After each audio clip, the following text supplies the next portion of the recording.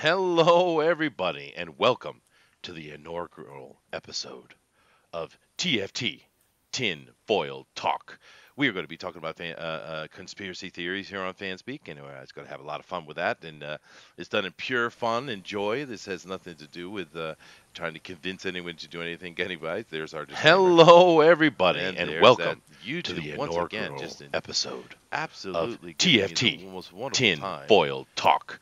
We are going to be talking about conspiracy theories here on FanSpeak, and it's going to have a lot of fun with that. And it's done in pure fun. I do apologize for that. Enjoy the. And now it's fixed. Oh, YouTube. And this time I actually had it set up to be off, and then YouTube turned it on as it came on. Isn't that wonderful? Isn't it wonderful how YouTube is just trying to cause us trouble all the time? But nevertheless, there it is. I'm not going to fix it either. I'm going to leave it. It's staying. You know why? Because when it's trying to be helpful. It yeah. learns. Well, the thing is though, when you go over to into the YouTube Beta Studio and you use their cropping tool, it's like impossible to crop anything. It doesn't make any sense. The thing's awful, right? So what I have to do if I want to fix something like that, which is just had the music echoing through again and my talking echoing through again, what I have to do is I have to download the whole thing, which takes time. Then I have to repair it, which doesn't take a lot of time. Then I have to upload it, which takes a very long time. So it's literally cost me a ton of time when they just for the simplest little thing of removing that over piece, and then of course I have to record a piece to go over it to make it proper, etc., etc. The funds of video editing. Let's talk about that. But no, that's not what we're here to talk about. We're here to talk about conspiracy theories.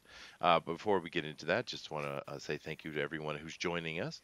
Do keep in mind that we have all our links down below, and we'd love for you to check them out. One of the links I did add into there is for Tales from Beyond the Gate, a wonderful project here. It's a community-wide project with many artists, including pros that have come out to help us. It's a huge book. It's 163 pages as it stands, and by the time it gets delivered, right in time for Halloween, I might add, it's going to be bigger. It's a beautiful project, and it's a really good deal too. $30, and you get a near 200-page book of amazing high-quality art. And if you've ever gone to the Drone and Quarter, you will know what that art looks like because that's the type of people that's in it. It's really exciting. Denali and I are in it ourselves. We both are writers in it, and we're very happy to be part of that. We both submitted our projects and got accepted. It was exciting. But yes, please check out that link for Tales from Beyond the Gate, and we really hope that will be successful and fun so we can get that book. I'm really looking forward myself, Denelli, to having the book in my hand so I can say, oh my goodness, my name's on this. I actually had something to do with that. It's going to be cool. What about you?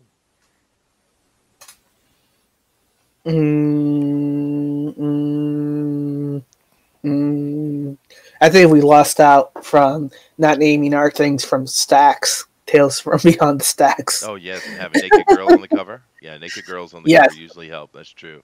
Now we went. Yeah, well, we could have had it.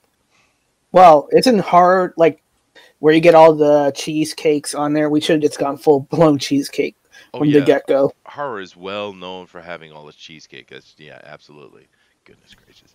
But no, of course, all joking aside, Professor Geek is having, we're about neck and neck, really. But Professor Geek is having a good project. I'm happy to see so. I like his content. I think he's a pretty cool guy. And he's doing a horror anthology as well. Go check it out.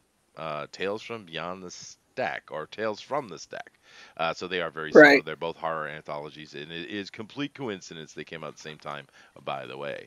I guess it's just ideas tend to materialize at the same time. Or is the Earth alive and our brain waves are somehow meeting in some place where we don't remember and our thoughts are becoming a reality amongst ourselves?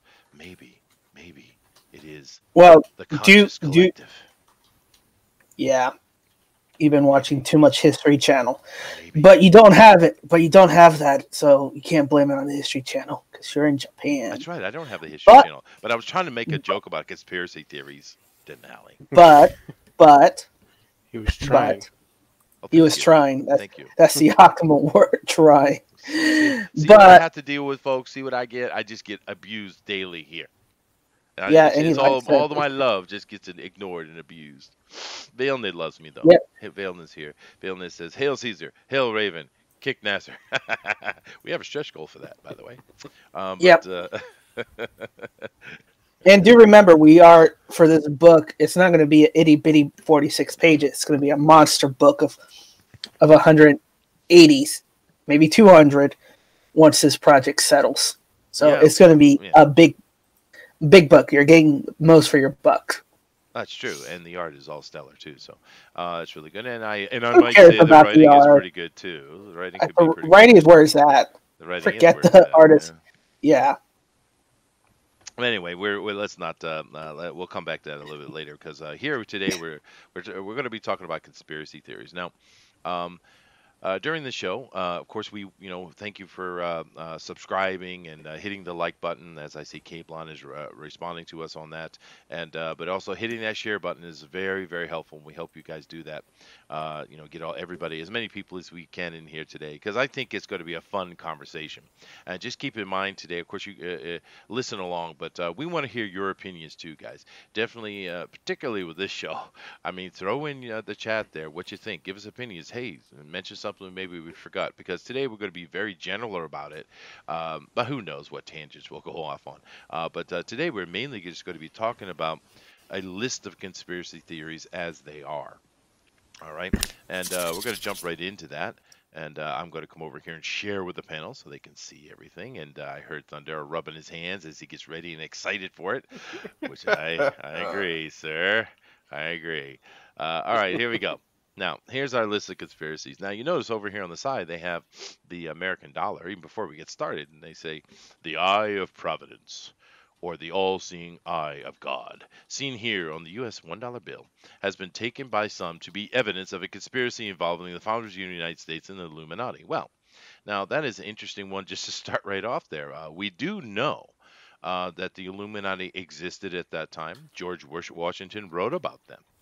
So I don't know how much of a conspiracy that really is, because they were known, they were talked about. Even Abraham Lincoln talked about the Illuminati in his papers. So if the presidents are openly writing about these things, I would say that's not a conspiracy theory. That's just a reality of a group that they had to deal with. Of course, George Hmm. Washington and Abraham Lincoln's writing were not positive, though. So a lot of the main conspiracy on that would be that people think that George Washington and them were part of an Illuminati, where the evidence tends to show us that it seems they were more against them, right? Well, Hmm. didn't they say that the Illuminati is like the offshoot remnants of the Templars Knights Could be. after Yeah. they got disbanded by the King of France Yeah, and the could Pope Could be. We do owner? know that the Illuminati was an actual group of bankers that grew up in Germany, and the German government did everything they could to destroy their power and hold. So it is a real, actual historical group. And of course, as with the papers from the presidents had mentioned, but it's just it's one of those we haven't even got into conspiracy theories yet, and it's already an interesting one. Of course, the Eye of Providence itself is the more interesting topic than any kind of Illuminati conversation, really, because when it comes right down to it, do you really think it's strange that a bunch of really rich people would come together to make sure they became richer and stayed richer? Do you think that's odd? Sounds It sounds pretty sounds an awful normal. lot like the stock market to me. Yeah. Yep. I- yeah, and that's one of the things I want to do today, as we go through these conspiracy theories, because this is fun. This is done in pure fun, right? And I Yeah. know you guys are going to be throwing a bunch of cool information at us, and I'm really looking forward to it. But this is what I want to look at. I want to look at which ones are actually conspiracy theories and which one aren't, because some of these are old ones, and we know today they've been proven, right? And the second Hmm. point I'm really looking at is where's the kernel of truth in it, right? Because every conspiracy theory has a kernel of truth. That's how they become something. Hmm. Other than that, it's just nonsense and it's nothing, right? So I want to look at which conspiracy theories are actually conspiracy theories and where is the kernel of truth in the others. All right. So let's just jump into this and go through this list. And then after we look through this list in general, I'll come to the panel and to you guys in the chat and we'll talk about things more specifically. Okay. So that just leave that one as it is. We'll go to the top of the list here. Well, God, look how long that is. We're going to start with aviation. Now, aviation has had a lot of conspiracy theories involved with it, and we do got to keep in mind that aviation isn't particularly old, right? Oh, we've only been flying around for 100 years, I mean, think about it. Hmm. It's only been 100 years, right? Well, we had balloons and stuff a little Well, you before know what that, I but mean. Powered as flight, far as aircraft, powered yeah, flight. Yeah, actually flying the machine, yes. yeah, yeah. So Yeah. over, or have we? Anyway, sorry, I'll do Uh-oh. that a lot. Understand that I'm going to do that a lot. That's going to be my main thing today. It's because it's funny. But the first one at the top of the page here is Black Helicopter Sundar. Why don't you take that one and start us out, man, and just read what that conspiracy is off, please. Hang on just a second. Black helicopters. The conspiracy theory emerged in the U.S. in the 1960s. The John Birch Society, who asserted that a United Nations force would soon arrive. You're covering up half the thing, Chester. I apologize. I apologize. Would soon arrive in black helicopters to bring the U.S. under UN control. Originally promoted it. The theory reemerged in the 1990s under the presidency of Bill Clinton Hmm. and has been promoted by talk show host Glenn Beck. A similar theory concerning so-called phantom helicopters appeared in the UK in the 1970s. Is Okay, the so I guess we could say the kernel of truth is there are black helicopters. I've there seen are. them. Yes, we Yeah. all have. We all have. Yeah, yeah. Black helicopters exist. They do exist, but of course, this is God, talking about secret government agency groups. of course. Now, at that time, the main groups, secret groups, would have been FBI, CIA. But of Hmm. course, we know today we have the NSA, the NSS. There's all kinds of alphabet soup groups that Well, exist. That's not conspiracy theory, right? well, well. You would think. Well, it wouldn't be so much the FBI because FBI is more for home-based law enforcement. You're thinking of NSA and CIA Hmm. plus naval intelligence that's actually dealing with those kind of things because the helicopters would be under them because of the Navy surrounding the Baltic Sea, where that's Hmm. where they would send helicopters for those black op missions to Hmm. check during the Cold War era because we were against Soviet Union at that time, um, and black because the black color actually reduces the visibility in radars as well. Hmm. So, I Yeah, mean, but we also have Black Hawk Down and Zero Dark 30. right? Black helicopters are real Right. in their concept completely. This is not a conspiracy theory. This is real, right? That's been proven Yeah, but over again. the conspiracy theory is using the black helicopter to bring the UN control under US. So Oh, is that what it that's the is? conspiracy. Yeah. Yeah, The So, funny part about that is largely when it comes to the UN having any kind of teeth, it's reversed. The U.S. is just complete control of the UN because we're basically their wallet and their military. So if oh, they we're the actually want to sugar daddy. enforce something, they have We're to the use yeah, us. yeah, Yeah, yeah. There are prostitutes. Oh no. right. Um. same thing with NATO. We paid for all the installations, Hmm. basis is everything as Well, well. I think one of the, of course, so this isn't really actually conspiracy theory. Black helicopters, of course, they're real. It just means unmarked helicopters operating outside of the law, and we know these agencies do that kind of stuff all the time. Just go read a James Hmm. Bond novel, right? Yeah. But of course, those are based on as accurately as he can make them, right? But I think one of the things that this brings up more is today we have a better understanding of the CIA. I think. But people still misunderstand the CIA. The CIA is not what you think it is. A lot of times in the Hmm. movies, when they show the CIA, and remember, Hollywood is not real. Okay, but when they show the CIA doing something, that's actually not how the CIA would do something. It's more like what the NSA would do, right? Because Yeah. my father actually was a team shooter for the CIA for a very long time. So I actually know quite a bit Oh. about how the CIA works. They are nowhere near as covert as you think they are, and they're nowhere near James Bond. That's not what they are. The NSA might well be. That's something more Yeah. similar to MI6, right? But the CIA is not. What they mainly do is they'll either go and assassinate someone, or more than likely, what they're doing is training people. That's what they do. Hmm. They train insurgency. That's what the CIA's main thing. They also collect data. They are an central Yeah, intelligence, CIA, right? Agency. yeah, They're not what you think they are. Don't Hollywood makes the CIA look like the NSA almost every time. It's just not the same. Well, speaking of conspiracies, that's by that's by the directing of the intelligence agencies. The CIA is the one everybody knows. It's the public. It's basically the public Sure. face of them. For a long time, people denied that the NSA even really existed or had any kind of influence, and now we know the NSA is like the largest intelligence apparatus in the Hmm. world. It's not even close, in Yeah. fact. So it's interesting how much Hollywood focuses on the CIA, and barely they'll touch the NSA, but rarely. Yeah. Usually they avoid it when that's the one really doing the bulk of the work. Yeah. But it's not really Right. accurate, guys. I mean, CIA is not that secret, actually. No. It's just a straight up agency. It's not too dissimilar from the FBI, actually. But yeah, Right. Hollywood loves it. Um, anyway, let me jump over here to chat real quick before we move on, guys. Uh, Well, they love it because they can get away with all the outlandish stuff, and the CIA said, "Yep, we can do that," and help the NSA and CIA do what they need to do because they're thinking, "Oh, this is all BS, anyways." Mm-hmm. yeah.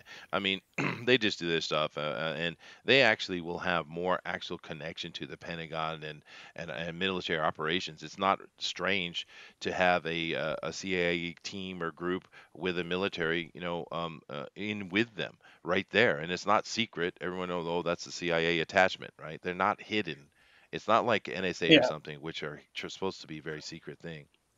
But anyway, let me get over here. Mm-hmm. We got Valen in here, of course. We got Kate Blom. We got Roger Heller. He says hello, everybody. Well, hello to you, dude. We got Nick W in here. We got now we're starting getting. Ooh, we jumped into conspiracies real quick. Here we go. Valen says, is Hitler's Antarctic underground alien-built city on this list? It better be. It better be. Right?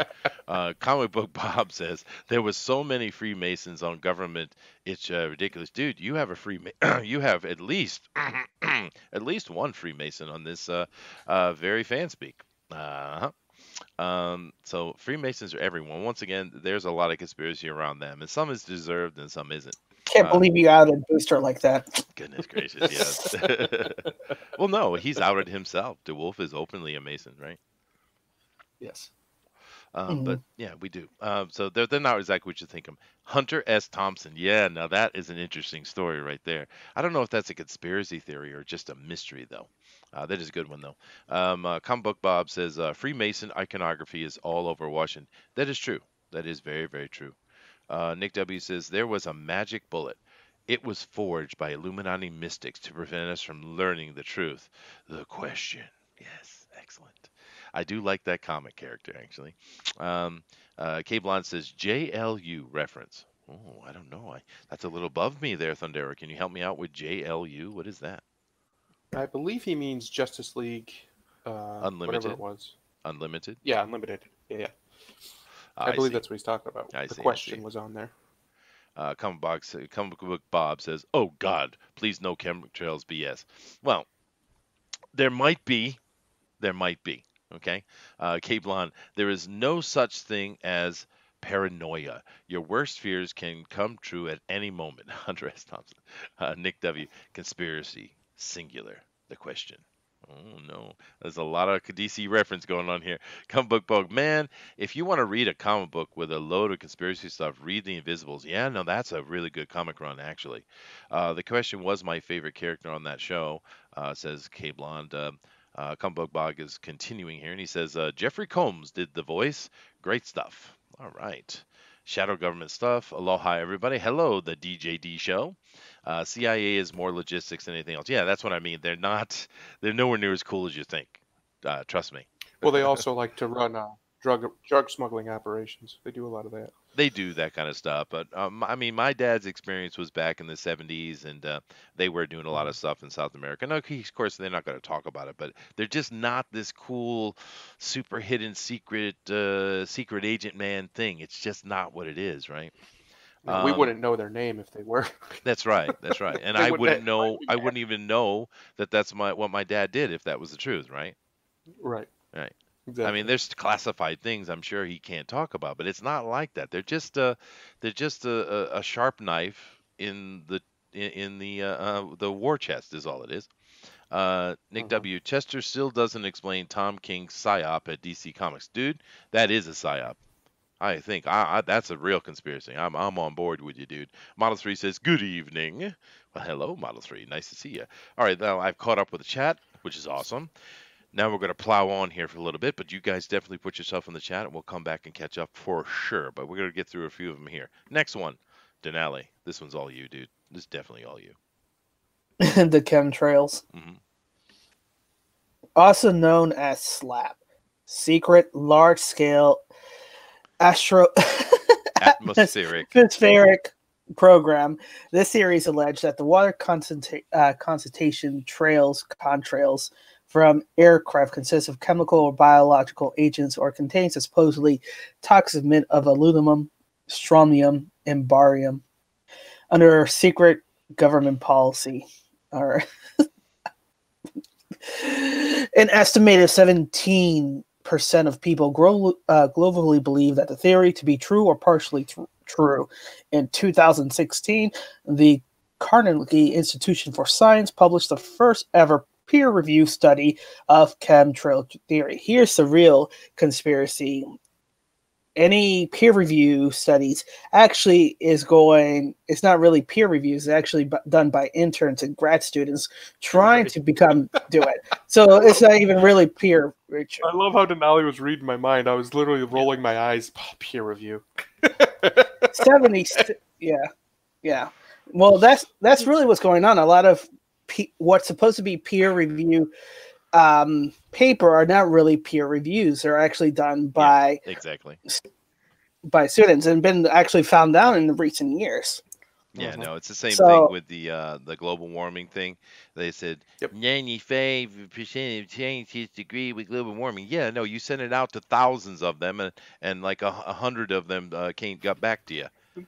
That's right. Only a few of them responded. Yeah. So you just assume they all agree. Yeah, it's so bullshit, right? It's the same bullshit over and over again. Anyway, go ahead.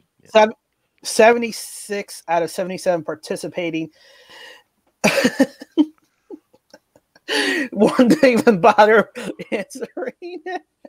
They couldn't be bothered answering it. Stated that they had seen no evidence to support the chemtrail theories or state that the chemtrail theories rely on poor sampling.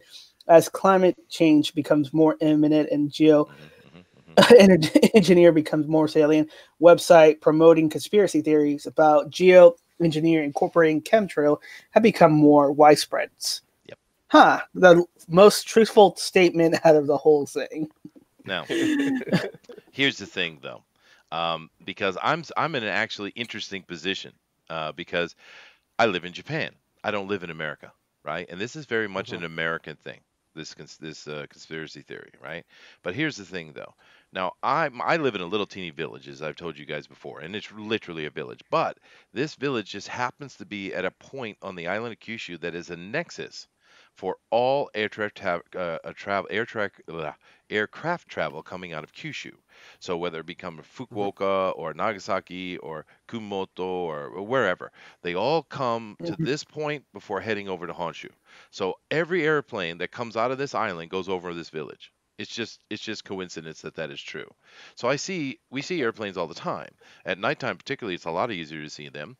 When we take and walk our dog, we can see 2 or 3, 4 airplane lights in the sky at night, right? Because they're moving along. But here's the thing: they're just normal airplanes, as I've seen my whole life since I was a kid. They have a little contrail, but it goes away very quickly. But over in America, you have, and so my point is every day I see many aircraft. Is my point, right? But over in America, these contrails stick in the sky for a really long time. It's bizarre. It's bizarre. So I don't know what the truth of this one is. I'm not as up as I should. I've watched some things on it, but I think there's something going on. There is something weird going on. I don't know what it is, but it's certainly not normal because, like the example I just gave, it's very clear. Those trailers are sticking in the sky for a very long time, and it doesn't make sense. Do you guys have any opinion on chemtrails?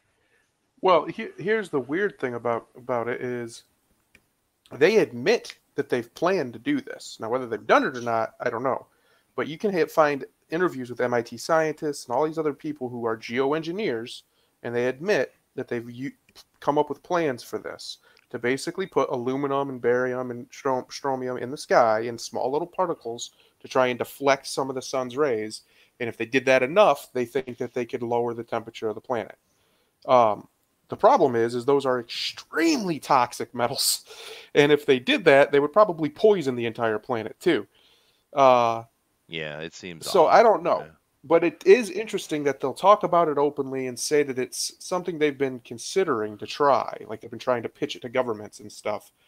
While at the same time, people are noticing that these things last way longer than they used to. Another thing I've noticed, and maybe this is just my memory, but I know even where I'm from, um, the sky is always hazy. It's Mm. always hazy. It's not a clear blue sky ever anymore. Like I have to go way out into the country before I get a clear sky. And that's not normal. I know it's not. I've lived on this planet my whole life. Yeah. That's not a normal looking sky. So I don't know if they have been doing it and just not saying it Uh-huh. or what. Or maybe it's all just BS and climate change is actually causing it. I don't know. Mm. But there's definitely something going on with the sky. There's no doubt Well, about it. there is another attached theory to this. First, I'll say hello to Mrs. Game in the System. She says, "Oh my God, I can't believe I'm late for the stream." Well, I'm very happy you're here because this is going to be a lot of fun. But there Mhm. is an attached theory to this that I found very interesting. I don't know if you guys ever seen, I don't know what it's called, WSO or whatever. But this is group on the internet that show pictures from all over the world where people collect, and they're pictures of these weird planetoids in the sky, double suns Mhm. and things like that. It's very interesting. I would Mhm. love for someone to explain that because there's something going on, right? Yeah. But no one wants to touch that one. But the assertion from them is that the chemtrails are there to block out the vision of those planetoids, and it has nothing to do with Mhm. global warming whatsoever. And especially as we know, global warming is a bunch of nonsense, because if you actually look at the actual studies, it shows you carbon emission in the atmosphere is actually down. It's kind of low, actually, Dangerously low. In dangerously low. fact, we're Yeah. almost at extinction level levels. They're worried The about ecosystem.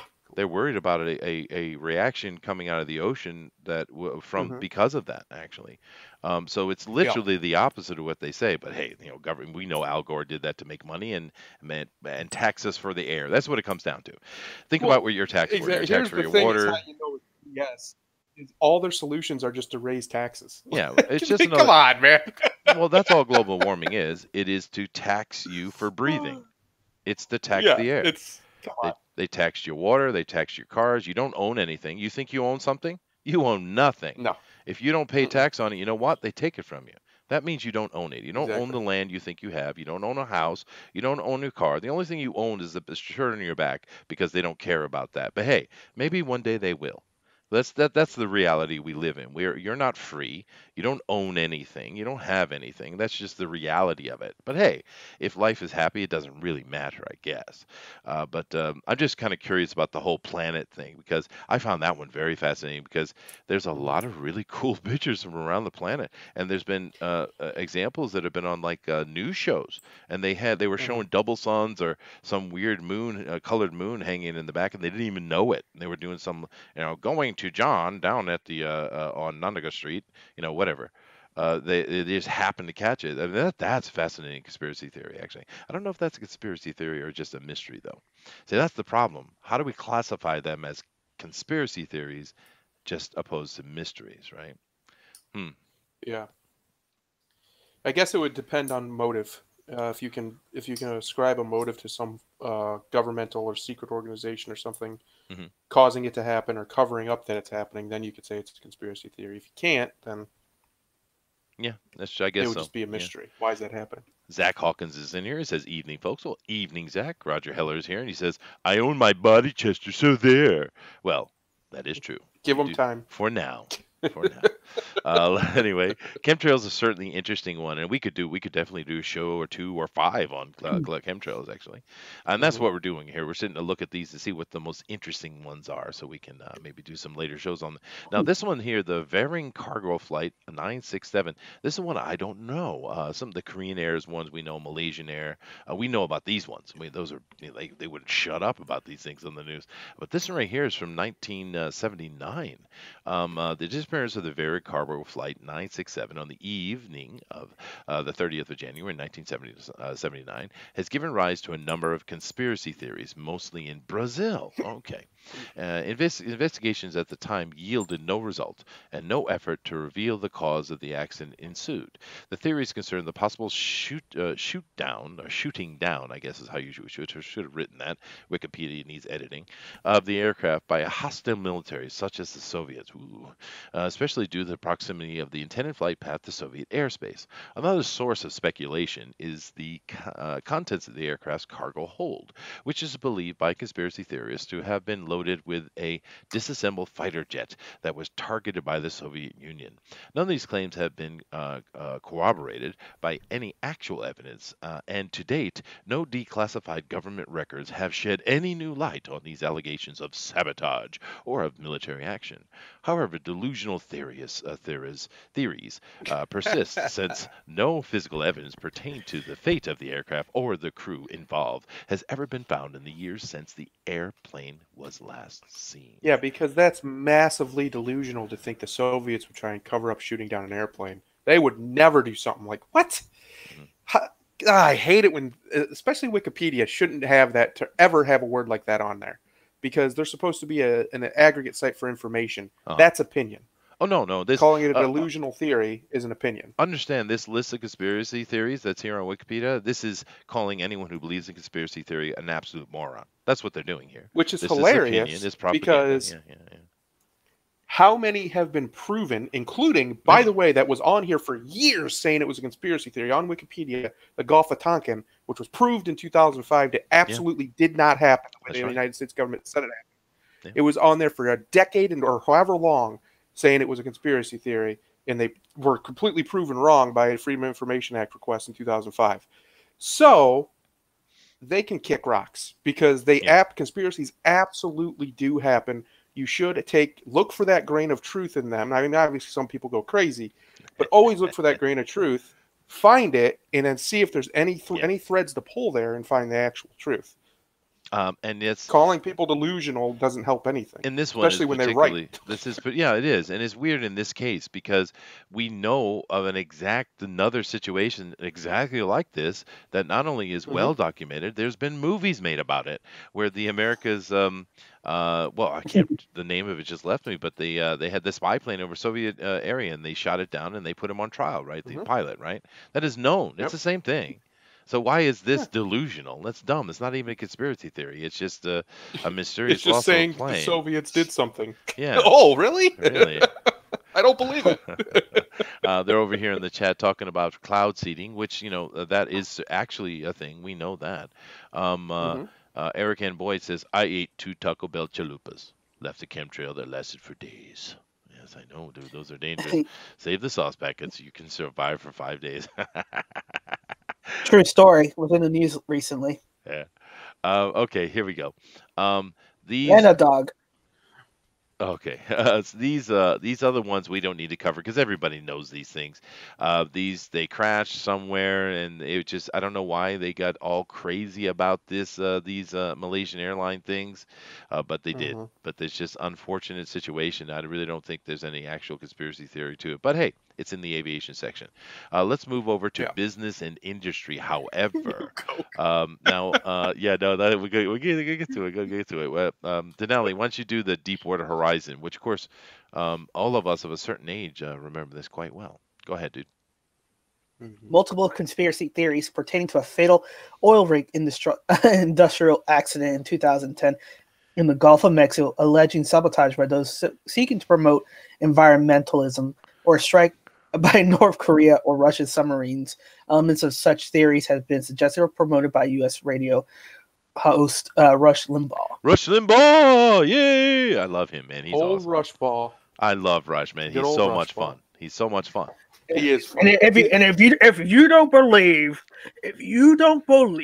that North Korea or Russia did not hit that oil rig and not supplemented by, our traitors, these environmentalist pricks, and excuse me for my language, but they are pricks, these environmentalist pricks who, would rather be a traitor from America and actually tell them, look at California.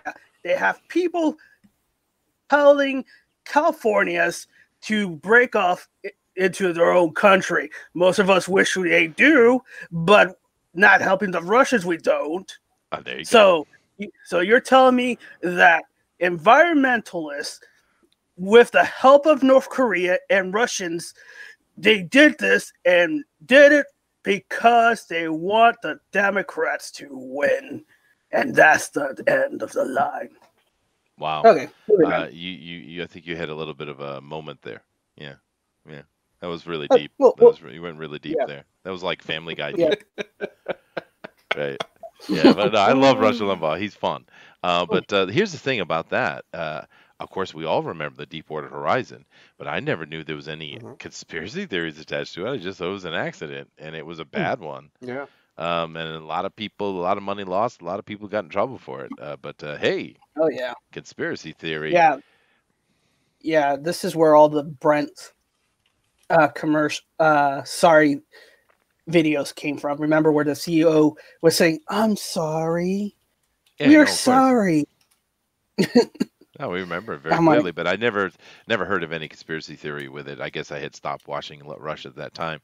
But understand that Alex Jones is just a steroided, coked up version of Rush Limbaugh. Just understand that. This is Oh, right exactly- away, you start screaming and flailing your arms like a child one time, and you're automatically a cokehead. I see how it I is. know. yeah. But hey, come on, we got to get into new Coke though, because this I didn't know this. That was just a bad drink. I don't know what the conspiracy theory is. Jesus. I Yeah. don't even know if Go this ahead, would be a Thundero. conspiracy theory. I'm sure this probably has some truth to it. A theory claims the Coca-Cola company intentionally changed to an inferior formula with new Coke, with the intent either of driving up demand for the original product or permitting the reintroduction of the original with a new formula using cheaper ingredients. Coca-Cola president Donald Kill rebutted this charge. Yeah. The truth is we're not that dumb and we're not that smart. Well, that's not a rebuttal. That's just saying nothing. Yeah. You can't be both of those. You have to pick one. You got to read between the lines.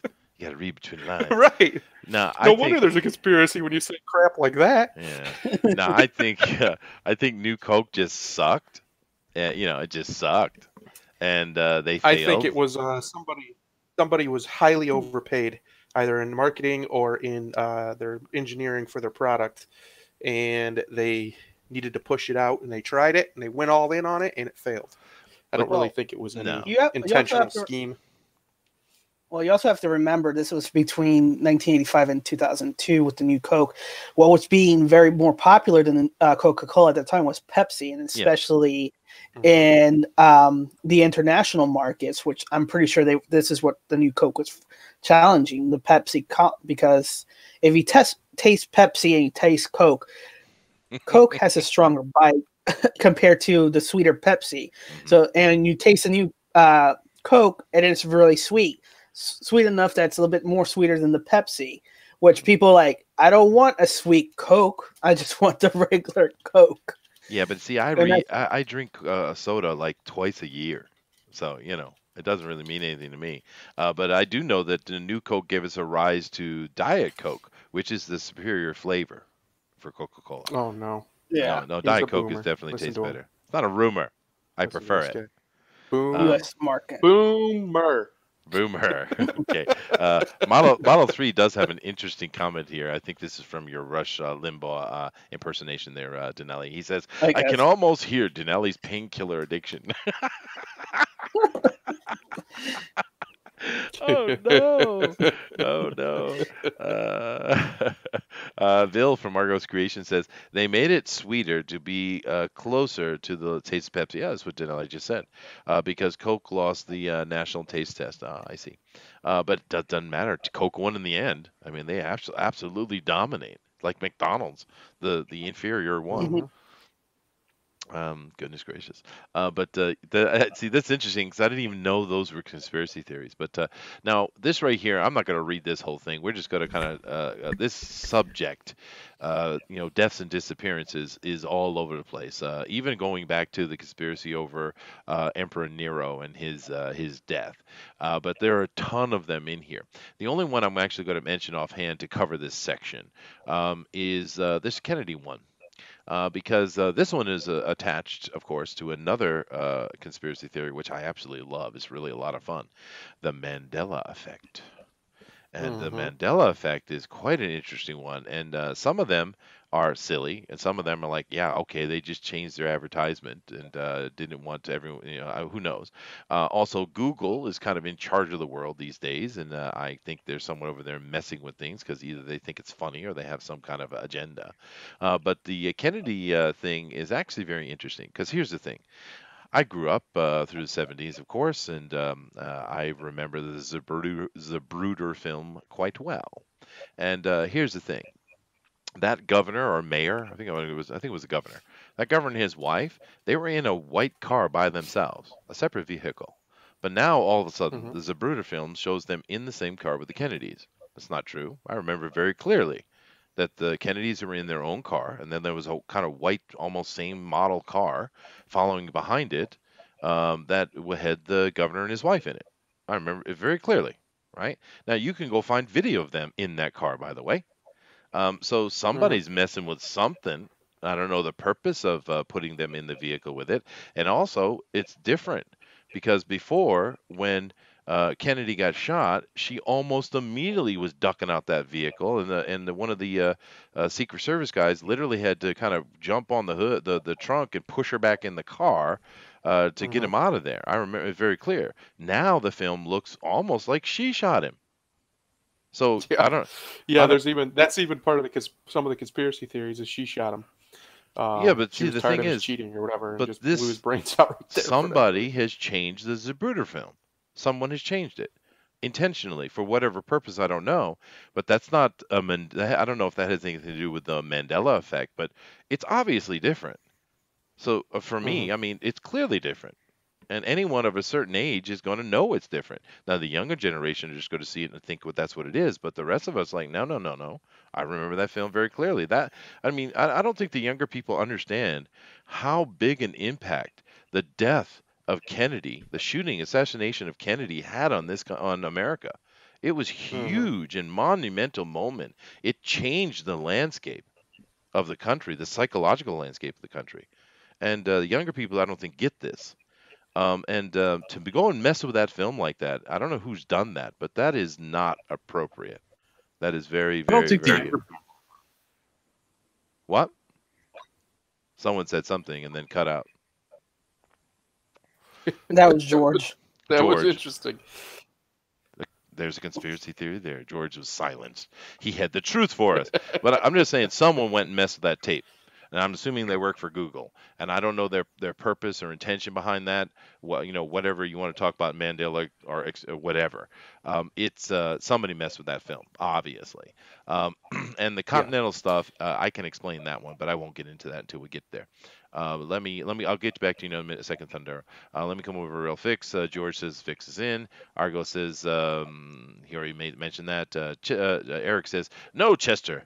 No about Diet Coke. Blah. I don't know. I kind of like Diet Coke, but like I said, I only drink soda a couple times a year, guys. I don't drink soda. I drink water, tea, Well, coffee.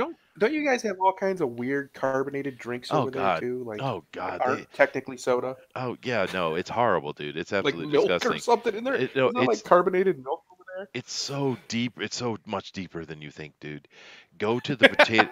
Seriously, go to the potato chip aisle in Japan. It will absolutely disgust you. At the most weird flavors they put into potato chips. You can't find normal potato chips unless it's got so. This one is the sour umeboshi version, or this one is the consomme freaking consomme potato chips. God, yeah, no, the Japanese do that, but I don't drink any of that crap. I don't. I just don't care for it. I'm not a big soda fan. I don't like carbonation really. But when we go to the movie theater, which is a couple times a year, I sometimes will get a Diet Coke, although I usually get tea. So Maybe I don't even drink soda every year. Yeah. But that's just me. But anyway, let's see here. Back and to the left. Back and to the left. That's right.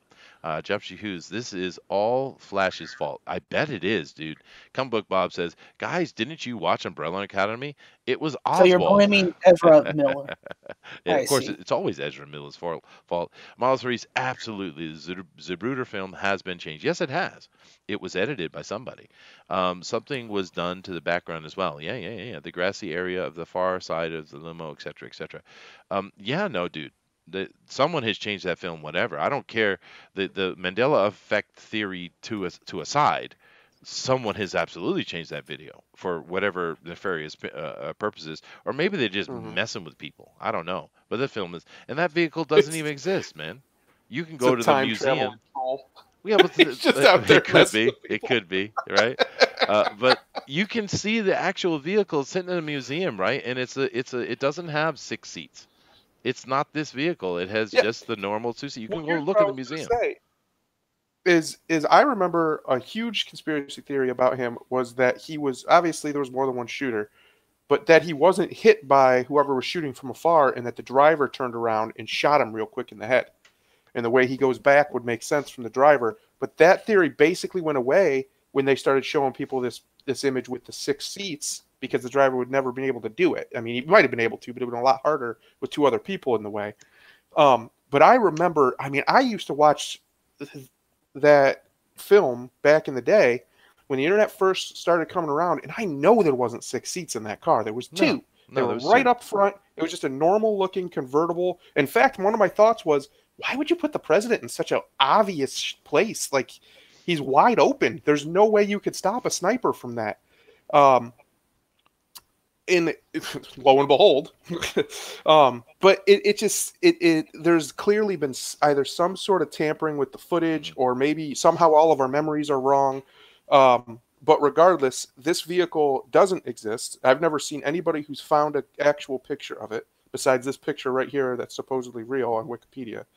And something's going on. Whether it's a weird time jump or it's just somebody thinks they're funny and didn't think anyone would Yeah, notice. who knows? I Something's mean, definitely going on. I think Well, somewhere here in this list we're going to get to the Mandela effect, and we'll talk about. I mean, I think we're going to need a whole show or two for that, to be honest with you. I have a comment But on Oh that. yeah, the last thing, you are roboting real hard, George. You're having trouble. I think you should drop Sorry, out and come I was back in, dude. throat.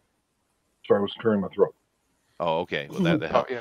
But before we move on to this, the last little comment I will make on is this. I remember in the late 70s, I was sitting with my grandmother in her house, and she loved those kind of shows like 60 Minutes and stuff like that. And we were watching 60 Minutes because it just was on. I was sitting there watching my grandmother, and they were talking about the Zapruder film and Kennedy assassination and the effect on the country, et cetera, et cetera. You know, it's an hour-long, in-depth look at something. And in that case, it was the Kennedy assassination. And I remember very clearly as they were going through that video, they were talking about the people involved that day. They even showed the governor and his wife in the white car, and they talked about it, and they showed it right on the TV, and them in their own Mm-hmm. vehicle. I remember very clearly. I mean, this is not no Yep. false memory or oh, I'm not sure. No, I'm very sure. I remember very clearly that dude on 60 Minutes pointing out the governor and his wife in that white car. It was part of the Right. presentation. I remember. So I don't know what you're talking about with this. This is nonsense. Someone is obviously Yeah. doing this. But George, Yeah, you have something you want to give to that? Yes. yeah. Excuse me. What's going on is this is information Armageddon. What the trick is that they put more false statements, more false news out there, Hmm. and the real news or the facts just get buried in all the false lie, the lies. Hmm. And this is part of information Armageddon. So as time progresses, memory fades, and since there's so many different lies, quite literally different lies out there, the truth gets buried in that, and no one will ever know the truth. Yeah, but see, the thing is, why does it matter? Is the question. The modern younger generation, they could care less that Kennedy got shot. Okay, dead president. They don't care about him. So what's the point of it? What's the effect going to be of altering little teeny things like that? What's the point? That's why. Well, the point of it would be to hide the actual truth, is to put a whole bunch of walls in front of it so people can't get to it, because most likely somebody very famous's family or whatever is implicated in it. If there's any truth to it, if it's not exactly as they say it is, and they don't want to get their name destroyed by the fact that they killed Kennedy. Maybe. What I would, if you read a little further in here, it says, it is also frequently asserted that the United States federal government intentionally covered up crucial information in the aftermath of the assassination to prevent the conspiracy from being discovered. That's absolutely true. They did. So much so that when Trump tried to declassify all of it, they threw everything at him to stop him. And he still didn't get to declassify all of it. There's still stuff he did not declassify. So there's obviously... this man, Wikipedia. This is why you can't trust Wikipedia at all. They're so biased. No. They're so controlled. But that's why I chose to use Wikipedia. There's many lists, by the way. I just chose Wikipedia intentionally because it's funny, because it's so against the idea. This in itself is a conspiracy theory. Wikipedia, right? It's that's why I chose it.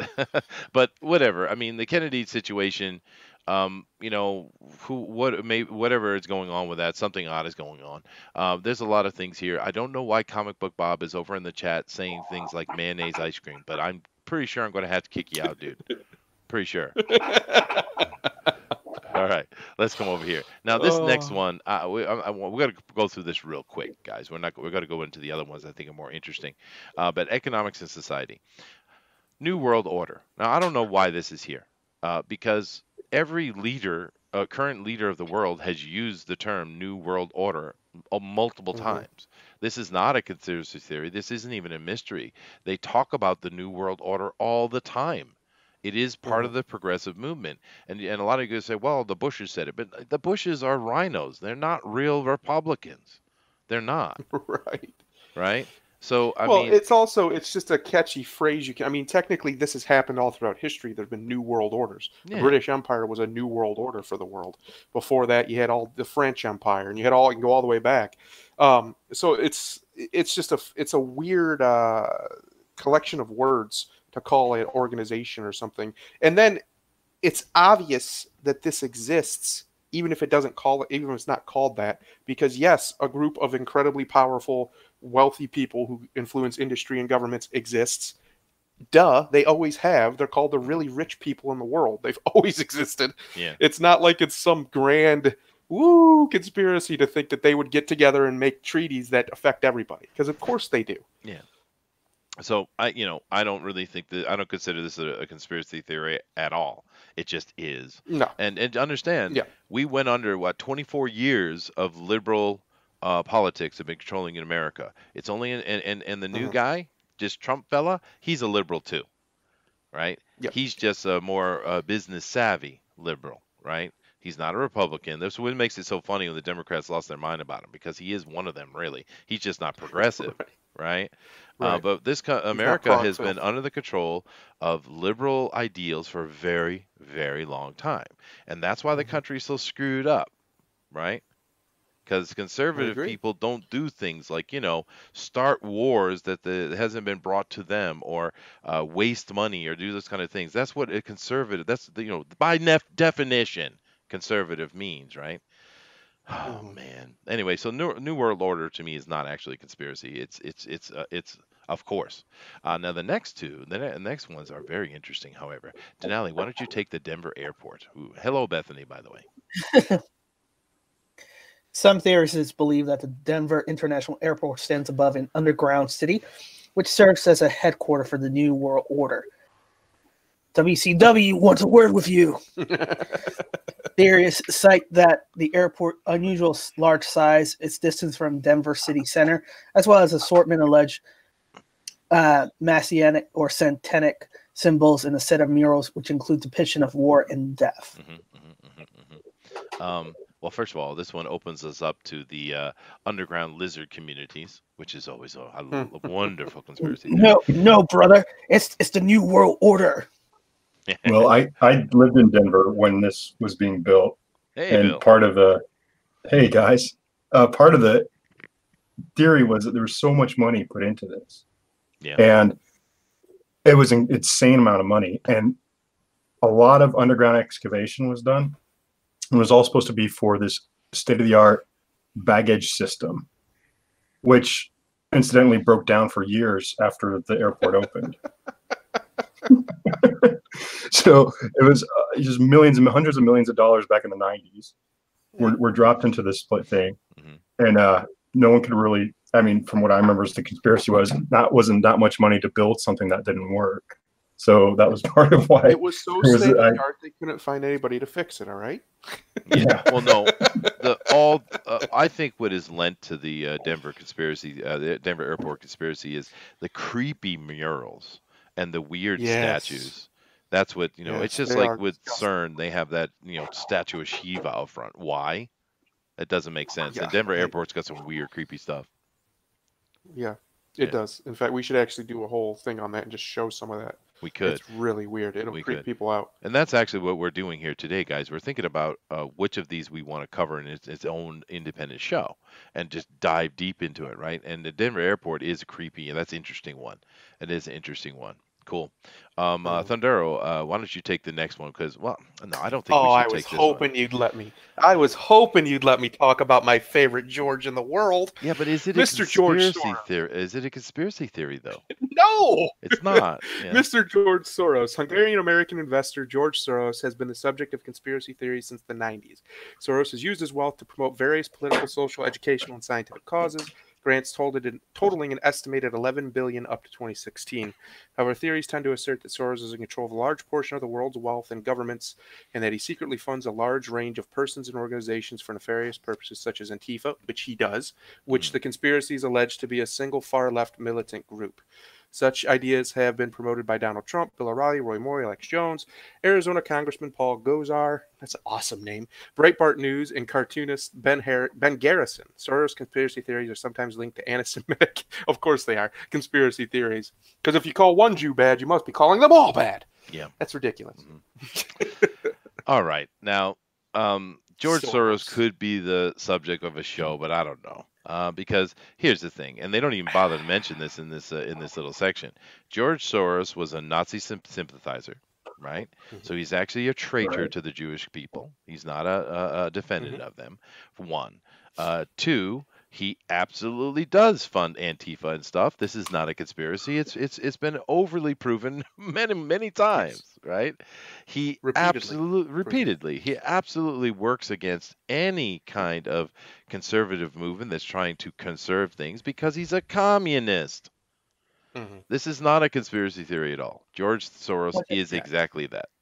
Which is an oxymoron for a communist to be rich. Yeah, I think they're always rich, though. They're always rich. Right. Yeah, I think part of the conspiracy is that he's the boogeyman for everything, though. Oh man. Yeah. But he's just the most known of the boogeymen. When guys like even Netanyahu don't like you, you're a bad person. You're a really bad man. So I would say that most of the stuff I would lean towards. Normally, I would lean towards not believing it, but when somebody says it's about Soros, it's probably true. He's had his hands in every dirty pie for decades. Hey guys, SJW Joshua has joined us. Welcome, SJW Joshua. He says, "I love George Soros." Very nice. I bet you do. I bet you do. Lorenzo Slisek is a lizard person. He might be. Watch out for Lorenzo. It's actually funny because if you watch the Alex Jones on Joe Rogan recently, he proved to Joe Rogan that George Soros was at least responsible for trying to crash one government's economy in the 90s. Absolutely was. It's openly admitted. He doesn't hide it. It was Britain. Right? Yeah, it was Britain. And he made like $1 billion or something off of that whole deal. And here's another question. Okay, so they estimate he's given over $11 billion, right? $11 billion? That's a lot of money to give away in grants. How much money does this guy have? Well, he is extremely connected and wealthy, and there's a lot of actual conspiracy theories about George Soros would be, because once again, he was a Nazi sympathizer, right? Even though he's Jewish, he was working with the Nazis, and even though these idiots today like to say that, Nazism and fascism and stuff like that are something of the right, of course we know they're not. Nazi stands for the National Socialist Party, right? And I think the conspiracy is that a lot of his money is coming out of Nazi coffers. and he's like the biggest known face of socialism on the planet because he is, right? This guy is doing his best, and he's doing things and supporting terrorist groups like Antifa to bring about his ideal of socialism. That's what he does. That's who he is. But he's an old school international Soviet. That's yeah, basically yeah, what he yeah, is. yeah, He's yeah, exactly, a exactly. corporatist But style. the actual conspiracy on George Soros is where he got his money from, and of course there's a lot of arguments and stuff like that. But there is some interesting arguments that he got a lot of it through the fall of the Nazi Party. Right? That's the actual conspiracy, but they don't mention that at all. So No. next, where's DeWolf? Is DeWolf here? No. Bill. Unless he's in the chat. Bill, this is you, dude. Yeah. This is all you. Okay, hold on. Let me get over to your screen. Freemasonry. Conspiracy theories concerning the Freemasons have proliferated since the 18th century. Theorists have alleged that Freemasons control large parts of the economies or judiciaries of a number of countries and have alleged Masonic involvement in events surrounding the sinking of the Titanic and the crimes of Jack the Ripper. Ooh.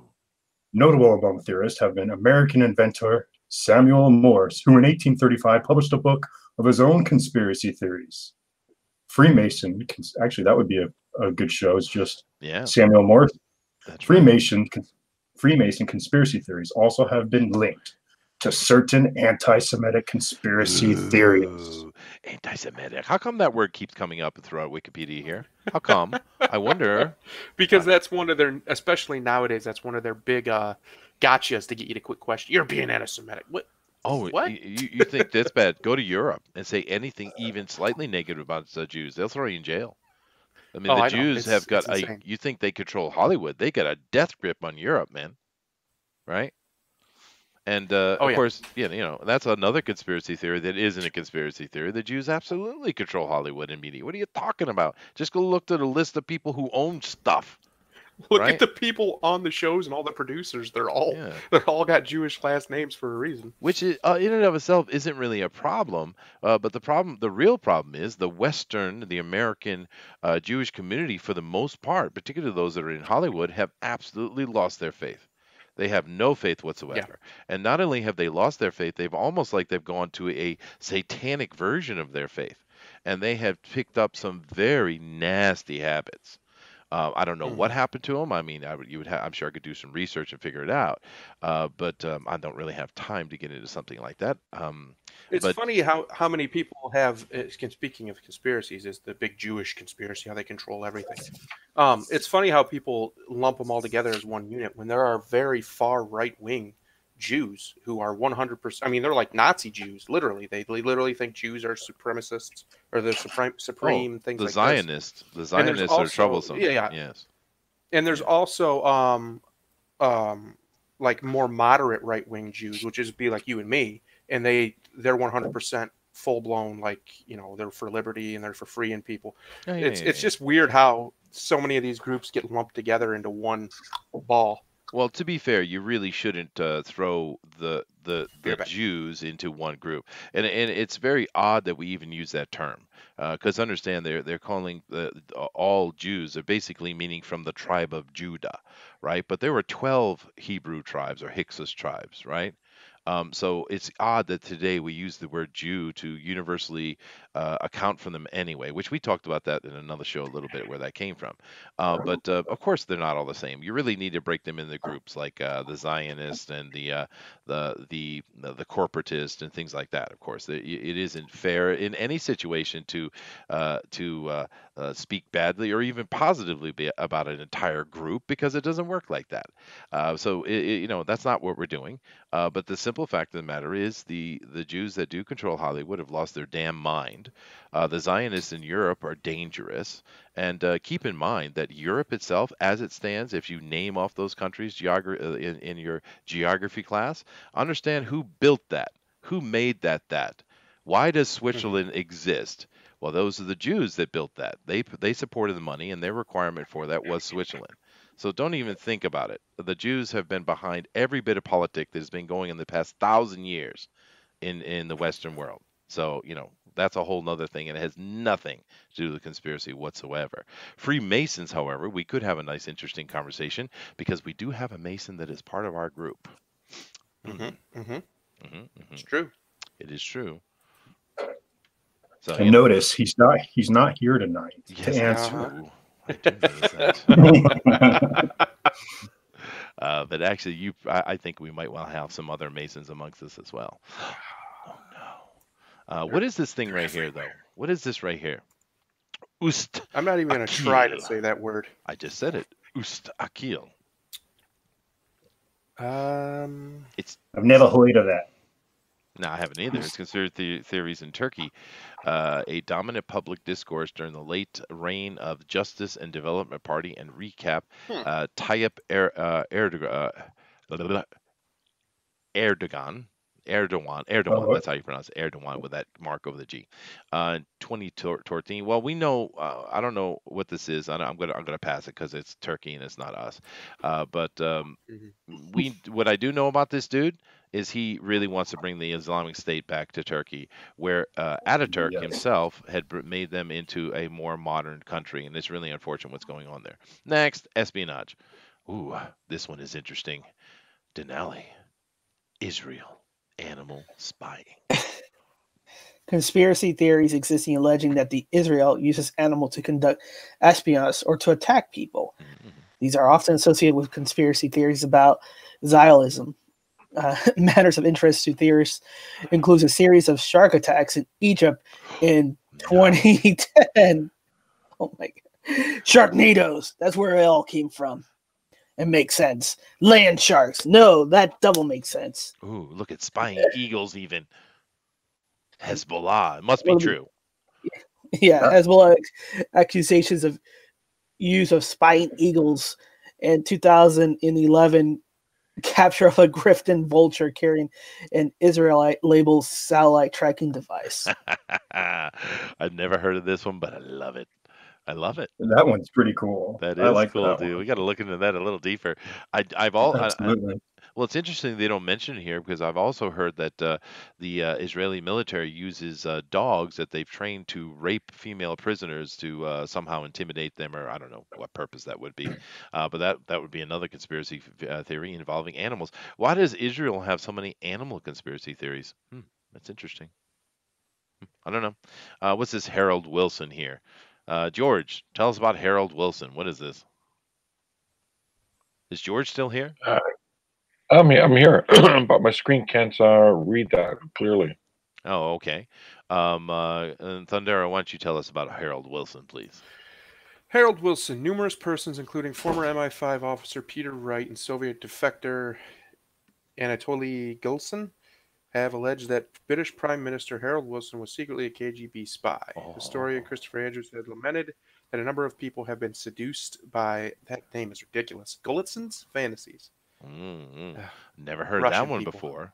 That's a new one. That's a new one on me. Yeah. And British Prime Minister was a KGB spy? Goodness. I don't know how interesting that would be to cover, though, because the most awesome KGB spy in the whole world rules Russia. And Putin is one of the most coolest dudes in the world, man.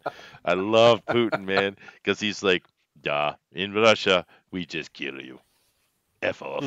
You know, I love Putin. He give a shit, dude. I love that guy. He's one of, you want to know a conspiracy theory about Mr. Putin? That's probably true. He's one of the wealthiest men in the world. Oh yeah, no, he estimated he has over $40 billion. Oh sure, the way he made Russia successful in and of itself today is because all the oligarchs that are autocrats that were going on throughout Russia, he basically killed them all off and took their wealth. But in the end, it helped Russia, right? But yeah, no, Putin is a badass. Russia's always been a place that has to be ruled with an iron fist. That's just how the people are. That's right. Yeah. And the cool thing about Putin too is he's this little teeny short guy, but boy does he have balls the size of Kentucky, man. I mean, just freaking Putin. I mean, I love he's a master he's a master marksman. He's a master of judo. He's like a high level black belt in judo. He's really not. I mean, he's old now, but I bet when he was younger, he was not somebody to mess with. No, and the dude he wrestles drugged tigers. That is awesome. Yeah. Flit Rides about a Armament horse. says Chester equals Russian bot confirmed. Maybe. I knew it. I knew it. But come on, Putin is awesome, right? I love that guy, especially because this whole thing of everyone going, the Democrats saying that Trump colluded with Russia, and he just sitting back laughing the whole time at it. Right? He just thinks it's hilarious. Because here's the thing. Let's be logical for half a second.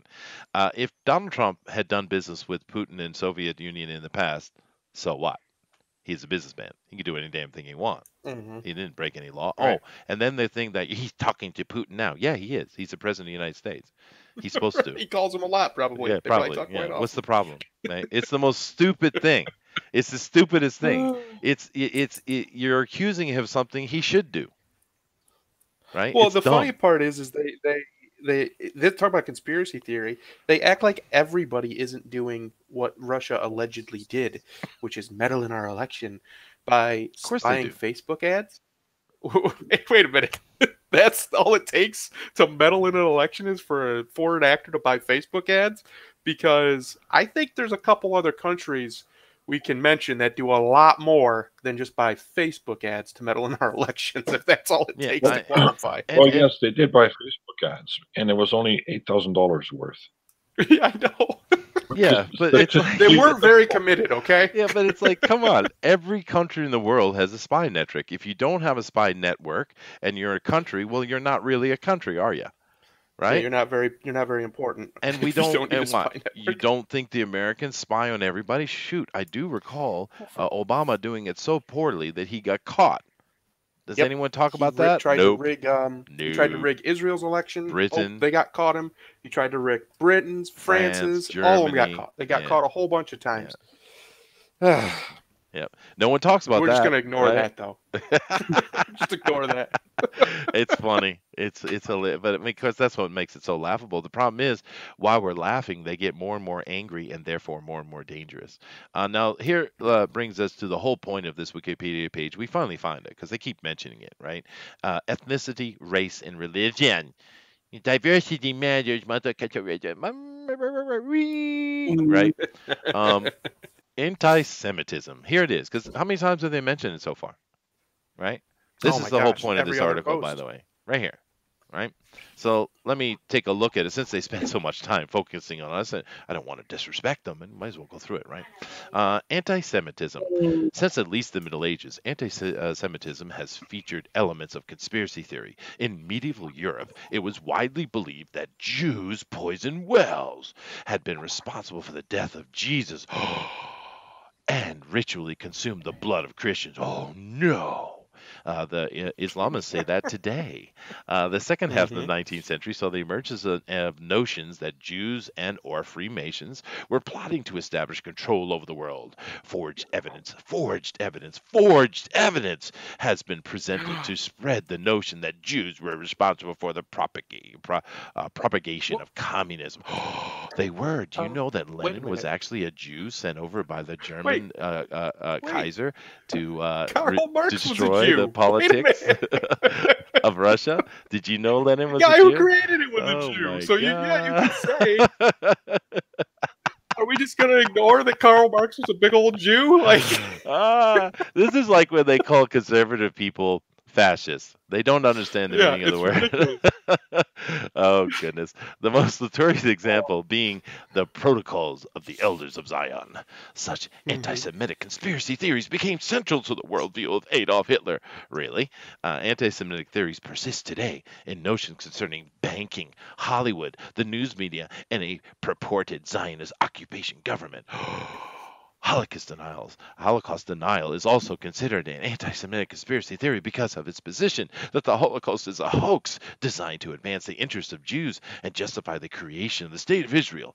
Notable Holocaust deniers include former Iranian President Mohammad Ahmadinejad, the convicted chemist Jeremiah Rudolph, and the discredited author David Irving.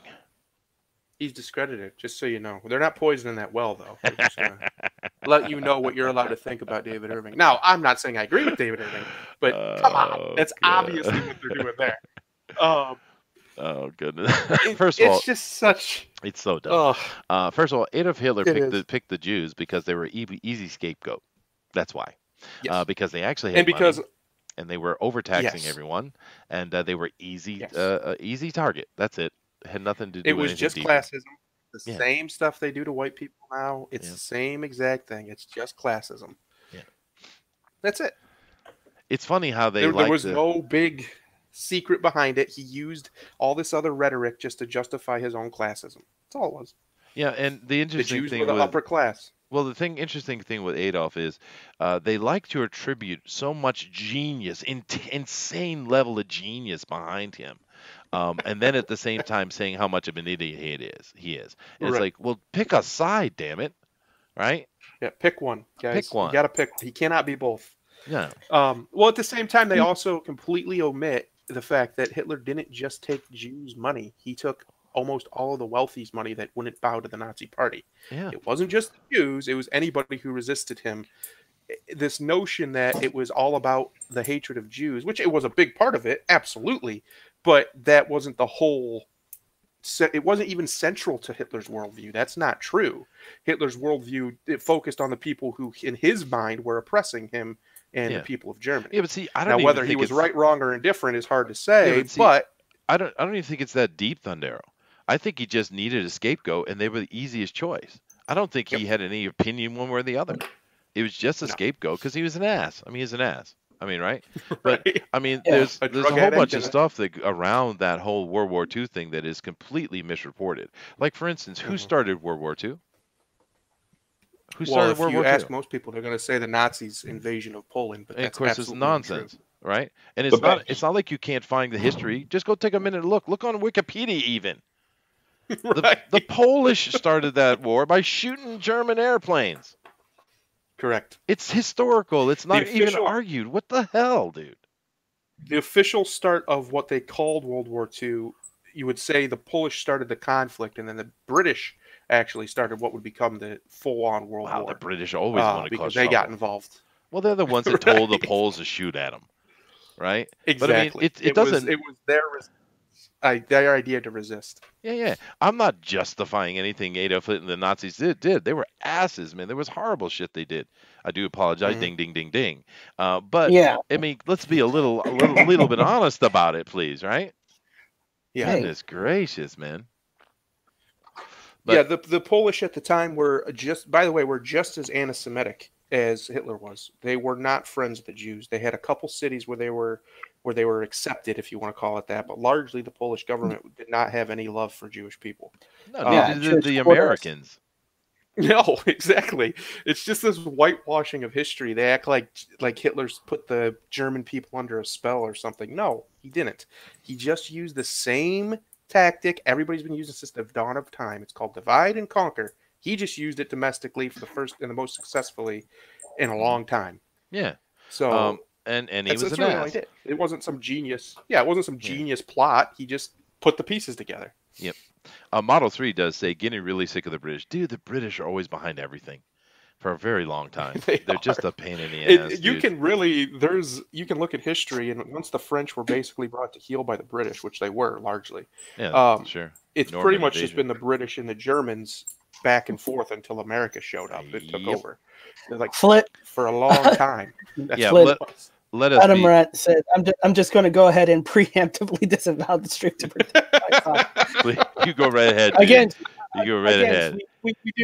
we do put this disclaimer that everything is said in fun, Yeah, we're just having fun. Yeah, of And course we that- are. and this is any coincidence to real or fictional things. It's just purely coincidental.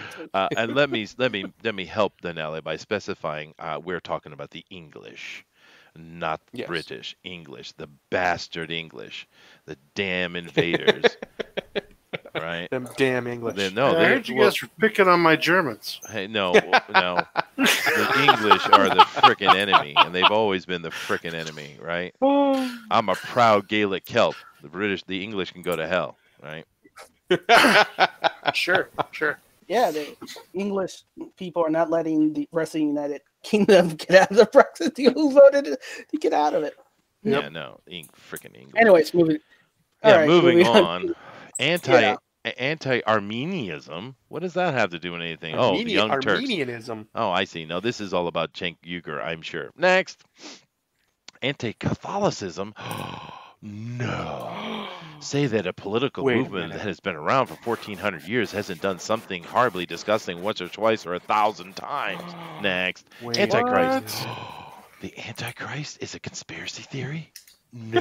My grandma called me the Antichrist once. Did she? You bet. Well, I do have to. Well, come on, Brad. Of, since we're back on like a Christian. It's because I wouldn't go to church with her. Like I was like, I like how they throw in the anti-Semitism one that Jews were responsible for Jesus' death. They were. They were. In the Christian book, in the Muslim book, and in the Jewish book, all of them agree the Jews turned him over. No one disagrees. Yes. Yeah. I don't understand how that could be a and they are the ones who don't disagree. No. Yeah, right. It's funny. Anyway, back to the Antichrist. The Antichrist. Well, no, this brings. Before I read this, or have someone read it, we'll have Brad read this one. But the interesting thing. I'm not looking on the screen. Oh, okay, well maybe Denali will read it. But anyway, before we get into this, it's really really funny. I saw. I think it was Louder Crowder. They had one of those. What is that? Amazon's little thing you can talk to and order stuff with. What's it called? Alexa, that's right. They were talking to Alexa, and it's interesting because they asked him some questions. Who was Jesus? A fictional character. Who was Muhammad? A historical man who was considered and revived by the et cetera, et cetera, et cetera. But it's like Muhammad is real, Jesus is fictional, and it's like, well, we have actually more evidence for Jesus than we have for Muhammad. But even though you could argue both of them to be fictional, but why do you decide arbitrarily which one is real and which one isn't? It's in of itself. It's show your skirt is your slip is showing, as it were, right? Anyway, Denali, go ahead and tell us all about the Antichrist. This should be interesting. Apocalyptic prophecy, particular Christians' claims about the end of times, have inspired a range of conspiracy theories. Many of these cite the Antichrist, a leader who will supposedly create an oppressive world empire. Countless figures has been called the Antichrist, including the Holy Roman Emperor Frederick II, Russian Emperor Peter the Great, Saladin, Pope John the 22nd, Benito Mussolini, American President Barack Obama. Oh yeah, he's definitely an Antichrist. French Emperor Napoleon Bonaparte, but which Napoleon Bonaparte are they talking about? The first or third? And the German dictator Adolf Hitler. You forgot George Soros. George Soros is more likely. We were talking about him earlier. Do not bring him back up. Well, here's the thing, though. I love how all of a sudden Christian doctrine is a conspiracy theory. That's interesting. I mean, this page is quite amazingly. You notice I don't see a lot of Islamic end of days.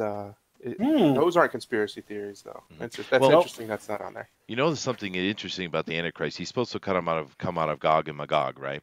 And the interesting thing about that is there's been a lot of recent information that's come out that on the I don't know if you guys know this, but if you go and look at kind of the center of the Great Wall of China, that plain is called the plain of Gog and Magog, by the way.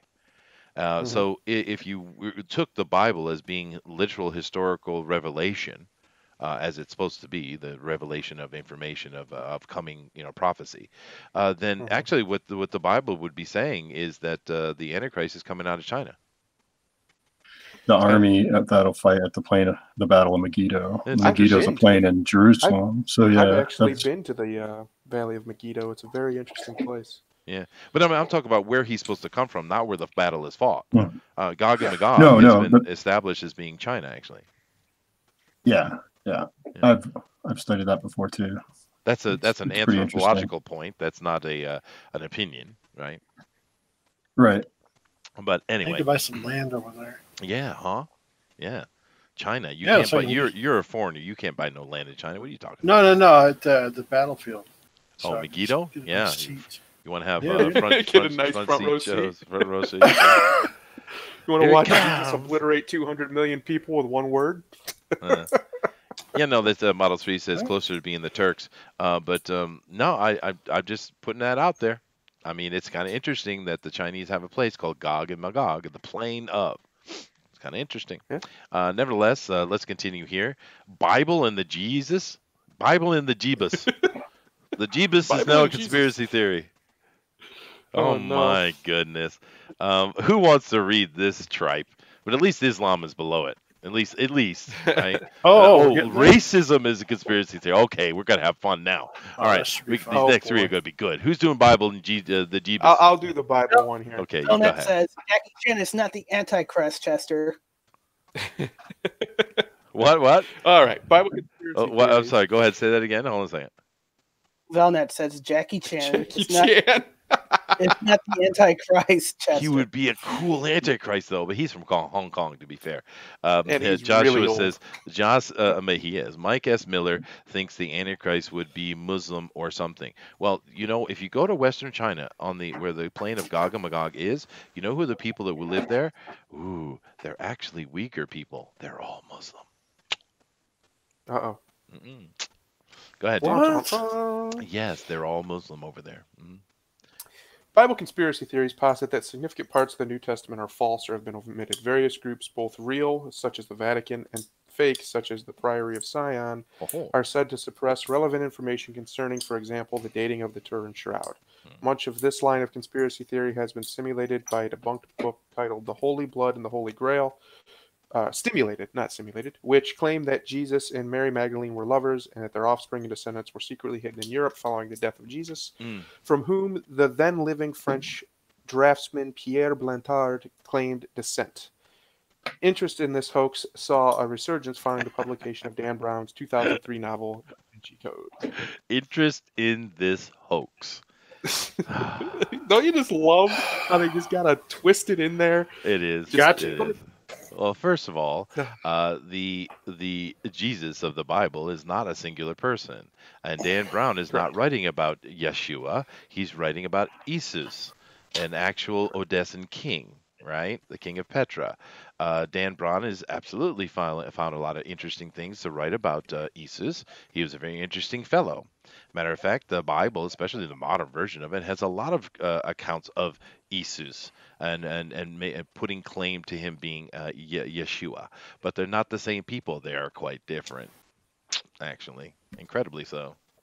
Especially seeing as Yeshua is from Nazareth and Isus is from Odessa. It's a little different, just a little. I like how it's a conspiracy theory that groups have omitted part of what was considered the New Testament at one point. Yeah. That's canonically true, by the way. That's absolutely did happen. It was the Catholic Church, for one, that convened it, and two, the King James Bible that everybody reads also did that. So I don't know what they're talking about here. That's mainline history. That's definitely happened. Being Mormon, we one of our things is we believe that the Bible is true as long as it's been translated correctly. We go with the King James Version because we believe it's the most complete, but doesn't make it necessarily true, No. So, it's the closest you're going to get to complete would be to read it in its original text, which is hard to find. If you don't speak Greek or actual Latin or Hebrew. I think the point I was trying to make is a lot of the history of Isus, who was a Odessan king who tried to take the throne of Rome because he had a blood right to it. A lot of his history has become muddled and mixed with the history of Yeshua. Happened from ancient. It's been happening for centuries, but in modern times, particularly, a lot of it has that. And Dan Brown is directly talking about Isus. He's not talking about Yeshua at all, right? I just think it's interesting. The people can't separate the two. Is what I'm saying. Do you think he knows that he's talking about him and he's just being cheeky? Or I have no idea. Yeah, it's still interesting. It's extremely interesting, but they're very different characters, right? Yeah. Absolutely. Existing at the same time, but they're very different characters. Anyway, Bill, did you have something you wanted to add to that? I forgot. No, I was going to say I know there is a lot of documentation on the Gospels, but as far as existing texts that go back to like the second and third century, but as far as what's been omitted, that's pretty interesting. How is people defining? Well, what book is missing? The one where it claims to be king of the world. Yeah, well, I think some of the confusion has even been going on. It goes on with the Catholics as well, whether intentional or not, right? Mhm. Because the thing is, Yeshua, the religious, Christian Jesus, right? Yeshua. Why wouldn't he? If you read the Gnostics, why wouldn't he have a wife? What would be the reason not to? As a matter of fact, by Gnostics' belief, as a priest, he should have had a singular wife. He's not supposed to have many. And that's Correct. even in the Bible, right? So why wouldn't he have a wife? The whole thing of him being celibate is coming actually out of Isus, because Isus was an older man. He had kids from before, but he was an older man, and he became a Galilee priest, a Galilean, right? And what a Galilee Right. priest did would castrate themselves. So there's no way he could have kids because he was showing devotion to God, because he was a very devout Jew himself, right? Right. But Right. They they've mixed call these two things, Ju- right? yeah. Well, they called Jesus not my master, but my rabbi. Yeah. Which, when you translate kind of similar but different connotation, kind of like the Greek word for love. You have different words for love, meaning Sure. real, love between two lovers between, or Platonic love between love. two friends, Yes. Yeah. platonic, familiar, and whatever. Pathos, ethos. Patho, Right. exactly. Yeah, So- personally, I think Jesus had kids. I don't want to. So, and because he was Jewish, because he was under the Jewish thing, I'm not disagreeing. And being a rabbi, he was expected to be married and to have kids. Well, he wasn't a rabbi under Jewish law. He wasn't accepted as a rabbi by anyone. He was a heretic. There's also the belief that Jesus took, like I think Chester and I talked about this before. Jesus took the Nazarite vow, which is the same vow that Samson took, which Samson obviously didn't shy away from women, but he was supposed to. He was also obviously not supposed to cut his hair, not supposed to eat grapes, not supposed to be around the dead, which Jesus obviously didn't have a problem with. So either he broke his vow, which I don't think Jesus would have done, or he didn't take that vow, which means he probably had. I don't think Jesus was a Nazarite, dude. I don't think he was. No, I don't either. Yeah. But the thing is, both these characters are very interesting unto themselves. I mean, I'm not going to get into a religious conversation. I'm just talking about, the documentation we have on them. They're both very interesting people at a very, very tumultuous time, right? And what has happened over time is the actions and stories of Isus have been, and the actions of Yeshua have been mixed. Right? If you can separate the two, you'll find they're both very interesting. They did very different things. They approached the troubles of the day from a very different point of view, right? One being much more militaristic, and the other one much being, about love and kindness and very Eastern philosophy approach to things, right? But nevertheless, that's a whole show unto itself. So we need to move on. I do think it's very interesting that just below, because these are our next two, we're gonna cover that as quickly as we can. Islam. Let me just look at it here. The Islamist discourse, which describes an alleged plot to either harm or annihilate the social system with Islam. So people are trying to destroy the Crusades, etc., anti-Muslimism. Okay. All right. Well, if they would stop murdering people, you wouldn't have this problem. Okay, so not a conspiracy. Racism in the United States, black genocide conspiracy theory. Don't have to go any further on that. No one is trying to genocide the black people other than themselves. Next. Yes, That's true. sadly. Extraterrestrial. Okay, now we're getting into David. There we Icke. go. Fun stuff. Oh, David Icke. Oh, I love this man. He's a gift from God himself. David Icke. This guy is so slap out his mind, dude. He can envision the most beautiful things. Remember, David Icke is the dude who was actually a sports commentator on a BBC show, and in the middle of his live broadcast, started going on about aliens and the fact that he was Jesus Christ reborn. That's David Icke, by the way, Wow. if you didn't know that. But But is I that love this Yeshua? guy. Yeshua? Was that Yeshua or was that Oh no, he Odessa? didn't know that He at the didn't time. say He was just which teaching. Jesus Christ. But I love this dude. He's so wonderful because he's really good at finding that little kernel of truth we were talking about in the beginning and elaborating upon it in the most amazing ways. Like, why does the, for instance, my favorite of his is, why does the moon ring when something heavy hits it? It's a good question, right? But for him, there's an alien base in there that is ready and poised to take over the planet. They should have done that decades ago. It would have been easier. Yeah, what are they waiting on? Yeah, what are they waiting on? But the question is really good. Why does the moon ring? That is a actually documented thing. It's happened several times. NASA itself, they're not hiding it. It's out there in the public. So, but it's a good question. Why does it ring? It's a good question, right? Anyway, extraterrestrials is the whole general thing. And look at the little teeny section it gave. Come on, where's the love? Goodness gracious. It's interesting because in the 90s especially, UFO theories was the jam. Yeah. They were everywhere and huge and a mega part of pop culture for a whole decade at least. And now they get just one little blip in Wikipedia, like it's not literally its whole own subsection of conspiracy theory. Like it's its whole, you could put whole libraries of books out on it. And they have, in fact. It's interesting. No. I think this article has conspiracy theories. I mean, they're leading us on what to believe and what not to believe. Almost certainly. The CIA is retracting data. Yeah, they are. Vailnant says that Shakespeare was a good translator. Well, there's a conspiracy theory unto itself. Shakespeare wasn't a real person. He said it. He was multiple people, or he took credit for someone else's work, or he was faked. All this other stuff. He was too poor to have access to all that. Well, let me ask you a question. I would love, this is one question I never hear anybody ask about Shakespeare. I find fascinating. Go bring me a single Shakespeare. Go find any Shakespeare, the living Shakespeare today. Anybody that has that name, please. Please go bring them to me. Let me see them. Oh, what? That name has never existed in the annals of time? Oh, no. Say it isn't true. William Shakespeare's a real dude. Come on. It's so nonsense. It's obviously the information that comes. The British just don't like it because they like the little man success thing. But Lord Bacon is the one who created that with his team, and it was intended to create English, as it did successfully. There was no Shakespeare. Shakespeare actually is a little wink wink from them, especially if you look at the way they spelled it.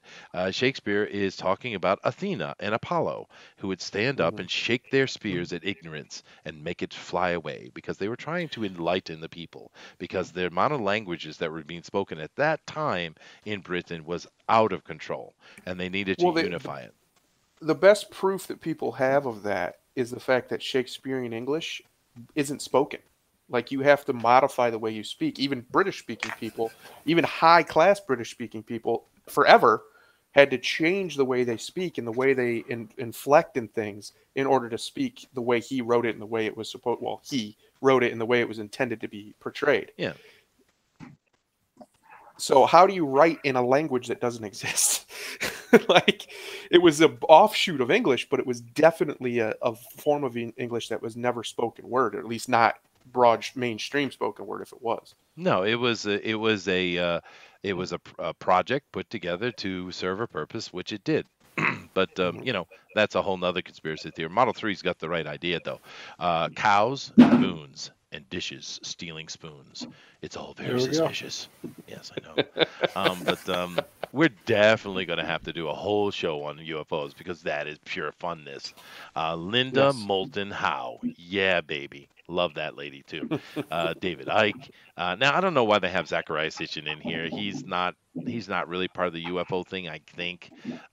Zachariah gets a bad shtick, because he's been labeled and put into things that don't apply to him.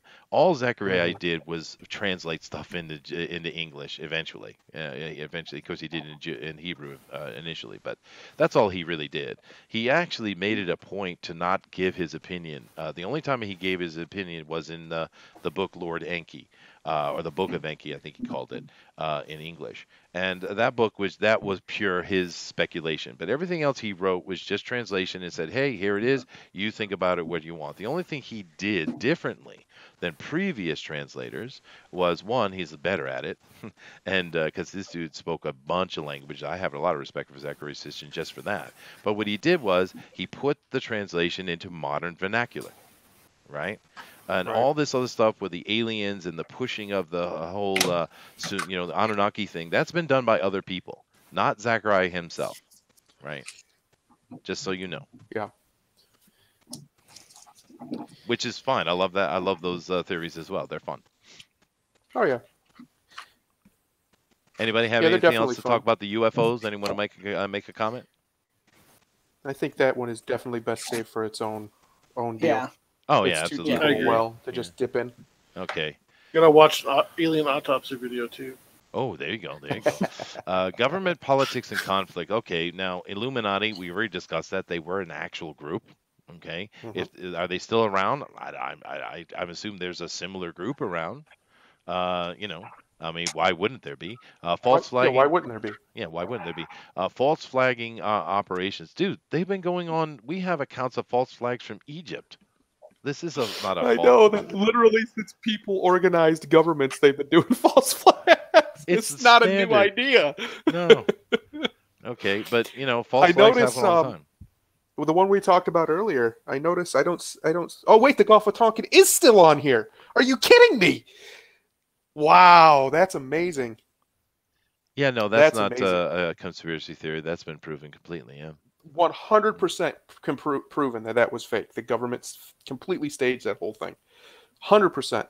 No question. It can't. You can argue it in a court of law, and there's no way you'd lose.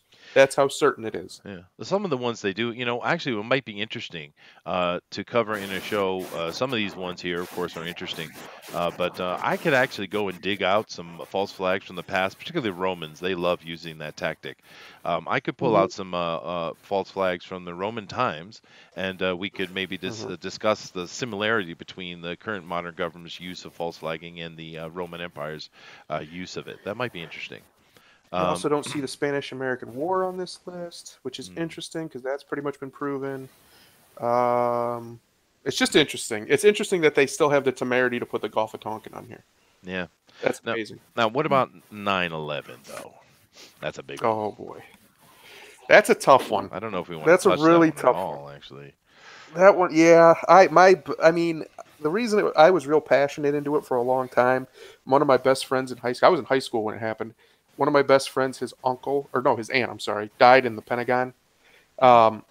And it made me really, I questioned it from day one because it just didn't look right. And that's a deep well.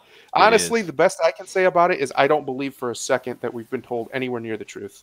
It's not even close to the truth. And I think that's the why it persists, right?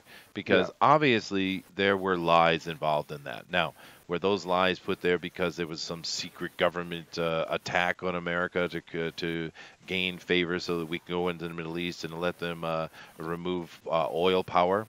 Or did someone screw up and they wanted to cover their ass, right?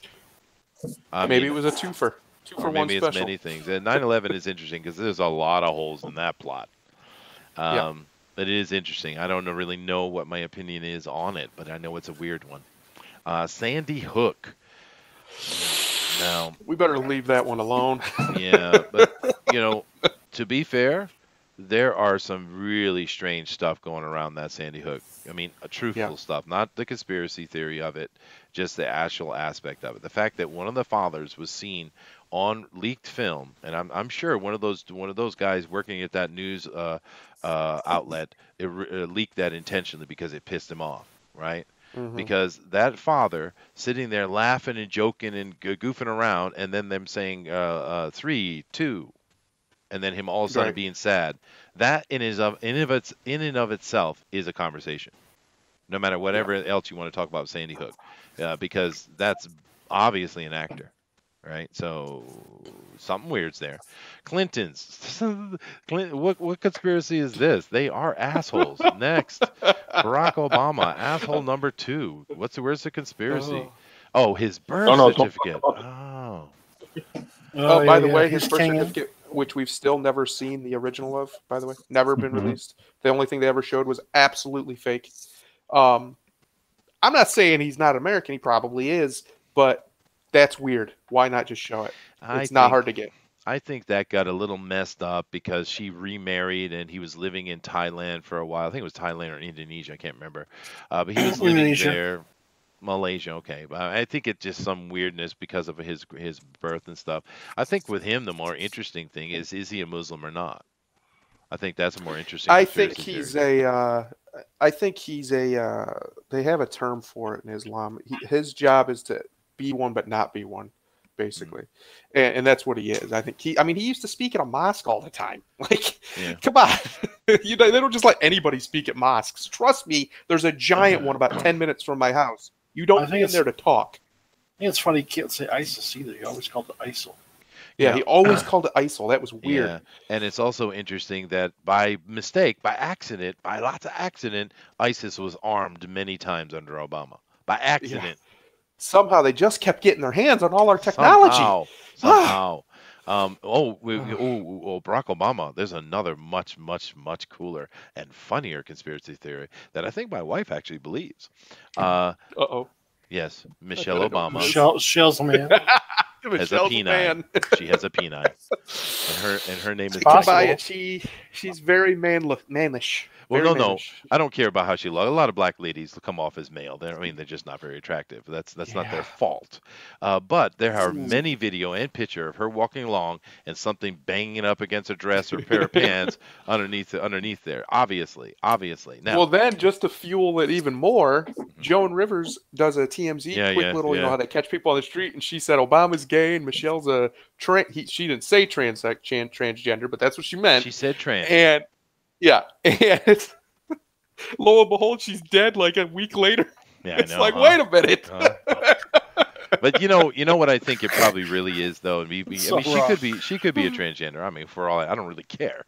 But you know what I think it probably actually is. There is a certain type of woman in the world today that enjoy wearing strap-ons because they think it empowers them. No, I think that's what it is. I think she wears that. She's just not a really large clitoris.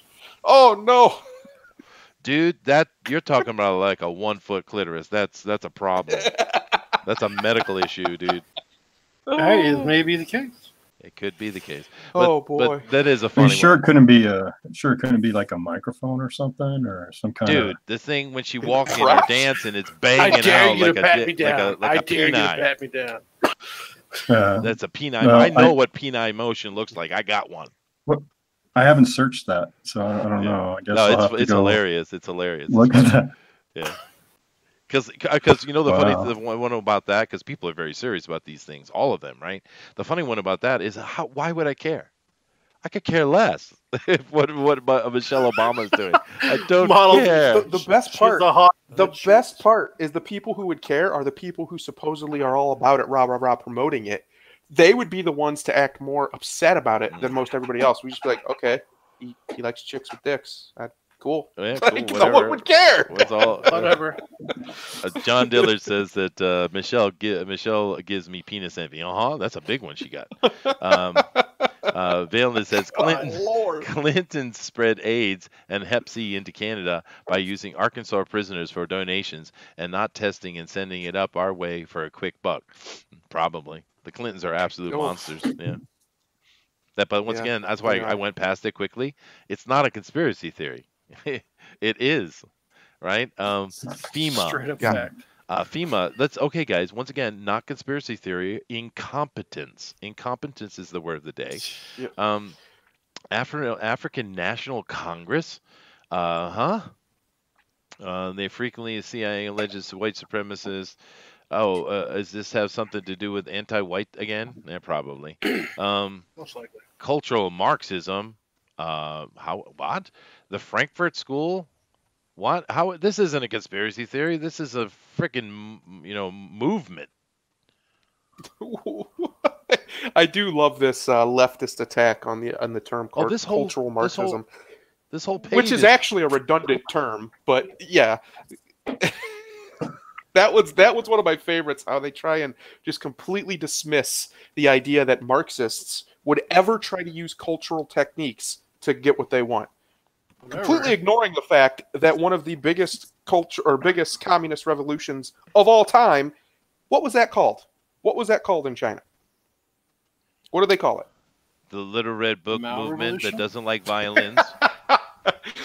No, it had it. I can't remember now. I just talked myself right out of knowing it. Talk about But General anyway, Mao's, basically, right? yeah, it was a cultural revolution in Yeah. China Sure. because they used culture to overthrow the nationalist government of the day. Correct. Well, this. So cultural Marxism is actually kind of a redundant term. It's basically just saying Marxism using Marxism because that's what Marxism is. It's anti-cultural. Well, and the Frankfurt School, they are all about spreading socialism. That's the whole point. This is not conspiracy theory. But this article, this whole page is being controlled by liberals and is trying to, push ideas. This is not an information page. This is nonsense. Deep State, once again, not a conspiracy.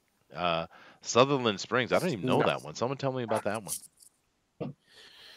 The Sutherland Springs shooting. In 2017, there was a church shooting, a big church shooting that somehow disappeared. Nobody ever talked about it. Oh, I know how. Because a NRA instructor with an AR-15 stopped it. Oh, that one. That's why that one. That's why that one disappeared from the media.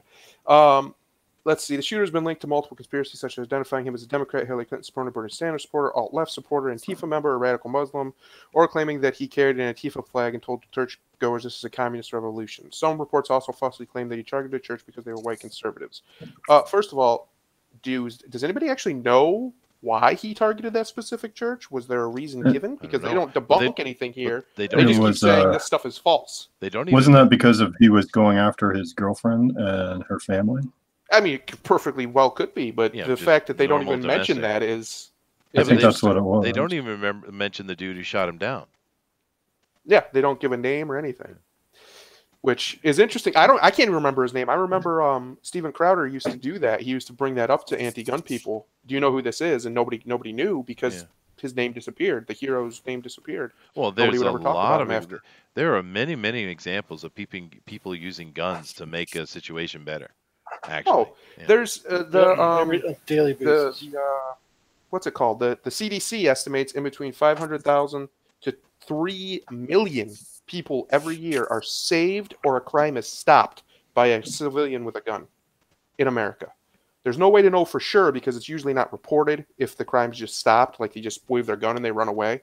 But it's a huge number, way more than are ever harmed by a gun. By a criminal in America. It's not even close. No, it's not. It's just politic. John Diller Game the System says Clinton spread STDs into Canada by sending sexual predator Michael Obama. JP4 says the sad thing is that's hilarious, but the Clintons were partially responsible for a program that did send STDs, infected immunizations into South America, all through South America. Well, it was a big test. The Clintons are hustlers, dude. They got their fingers in all kind of dirty pots, man. Of course, that's what they are. JP4 says a white culling is going to happen in South Africa. Yeah, now I'm curious if Trump is going to respond to that. Actually, I don't know. I hope so. Vegas disappeared too. Yeah, that's right. I really just hope most of those guys, most of the people, just get out if they can because. It's either that or they're going to have to fight. Moving here to the United States. Oh, they were talking about moving to Australia, and then all the white people in Australia say, why would we want to help a bunch of white people? We're here to help the brown peoples. Yeah. Thank you. Yep. Dude, Australia's, political correctness right now is, God. It's really bad. Awful. It's Sweden, Britain, France. It's not good. John says that we should all discuss why all serial killers are from Wisconsin, right? Right. Wisconsin? No way. Man. Most of it's a lack of sun. What are you guys talking about? Ohio's known for two things: presidents and serial killers. God, we either produce geniuses or lunatics. JP4 says, "Wait, I'm German and from Wisconsin." Oh no, dude. Man. JP4 is about to rule. Yeah, goodness gracious. Well, I guess he'll either become a president or he'll become a serial killer. Oh, there you go. Medicine. Ooh, there's conspiracy theories about medicine. Alternative therapy suppression, artificial disease, fluoridation, vaccination. Oh, the vaxxers. Oh, yeah, I forgot all about that. Yeah, these are interesting ones, too. I'm going to have to run through these real quick because we're getting toward the end. Global warming. Absolutely. Weather and earthquake control projects. HARP. It's all about HARP. MK Ultra. Why is MK Ultra in here? It's not a conspiracy theory. It was an actual government project. RFID I think chips. I think we should stop for now. I'm just We haven't going even gotten through to the flat list, Earth yet. man. Come on. We got to save it for next show. Oh, dude, this Yeah. is just Let's get looking through at what we're going to talk about, man. Yeah, let's get through the rest of the Let list. me get through the list. Flat Earth, absolutely need to talk about that. Technology suppression, weaponry, targeted individuals. That's been going on since the beginning of time. It's called assassination. False history. Yeah, well, that's true. That's always been true. Space ages, knee booty, Planet X. That's awesome. Boxing, rigged Pepsi, New England Patriot. What? Hold on a second. Oh yeah, the referee. Oh yeah. Boring. We don't want to talk about that at all. Sports conspiracy theories suck. All right. That's the list. Okay, guys. So now here's what we got to do to the end of the show. All right. And that's a huge list. And yes, this whole Wikipedia page is pure propaganda unto itself, right? But that doesn't ridiculous. matter. What we want to do is decide what needs to be talked about. Okay, and we need to make a list. So I'm going to get my piece of paper here, and I'm going to write down a list. Okay, here we go. Hold on a second. All righty, new page. Awesome. All right. So, conspiracy theories. Because this is going to take some work on my part to set it up, right? That's all right. I'm happy to do it. We also have to worry about the fact that some of these are a very deep rabbit hole.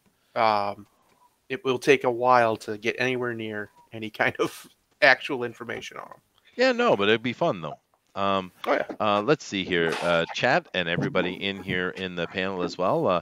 Just shoot it off, guys. What are we going to talk about now?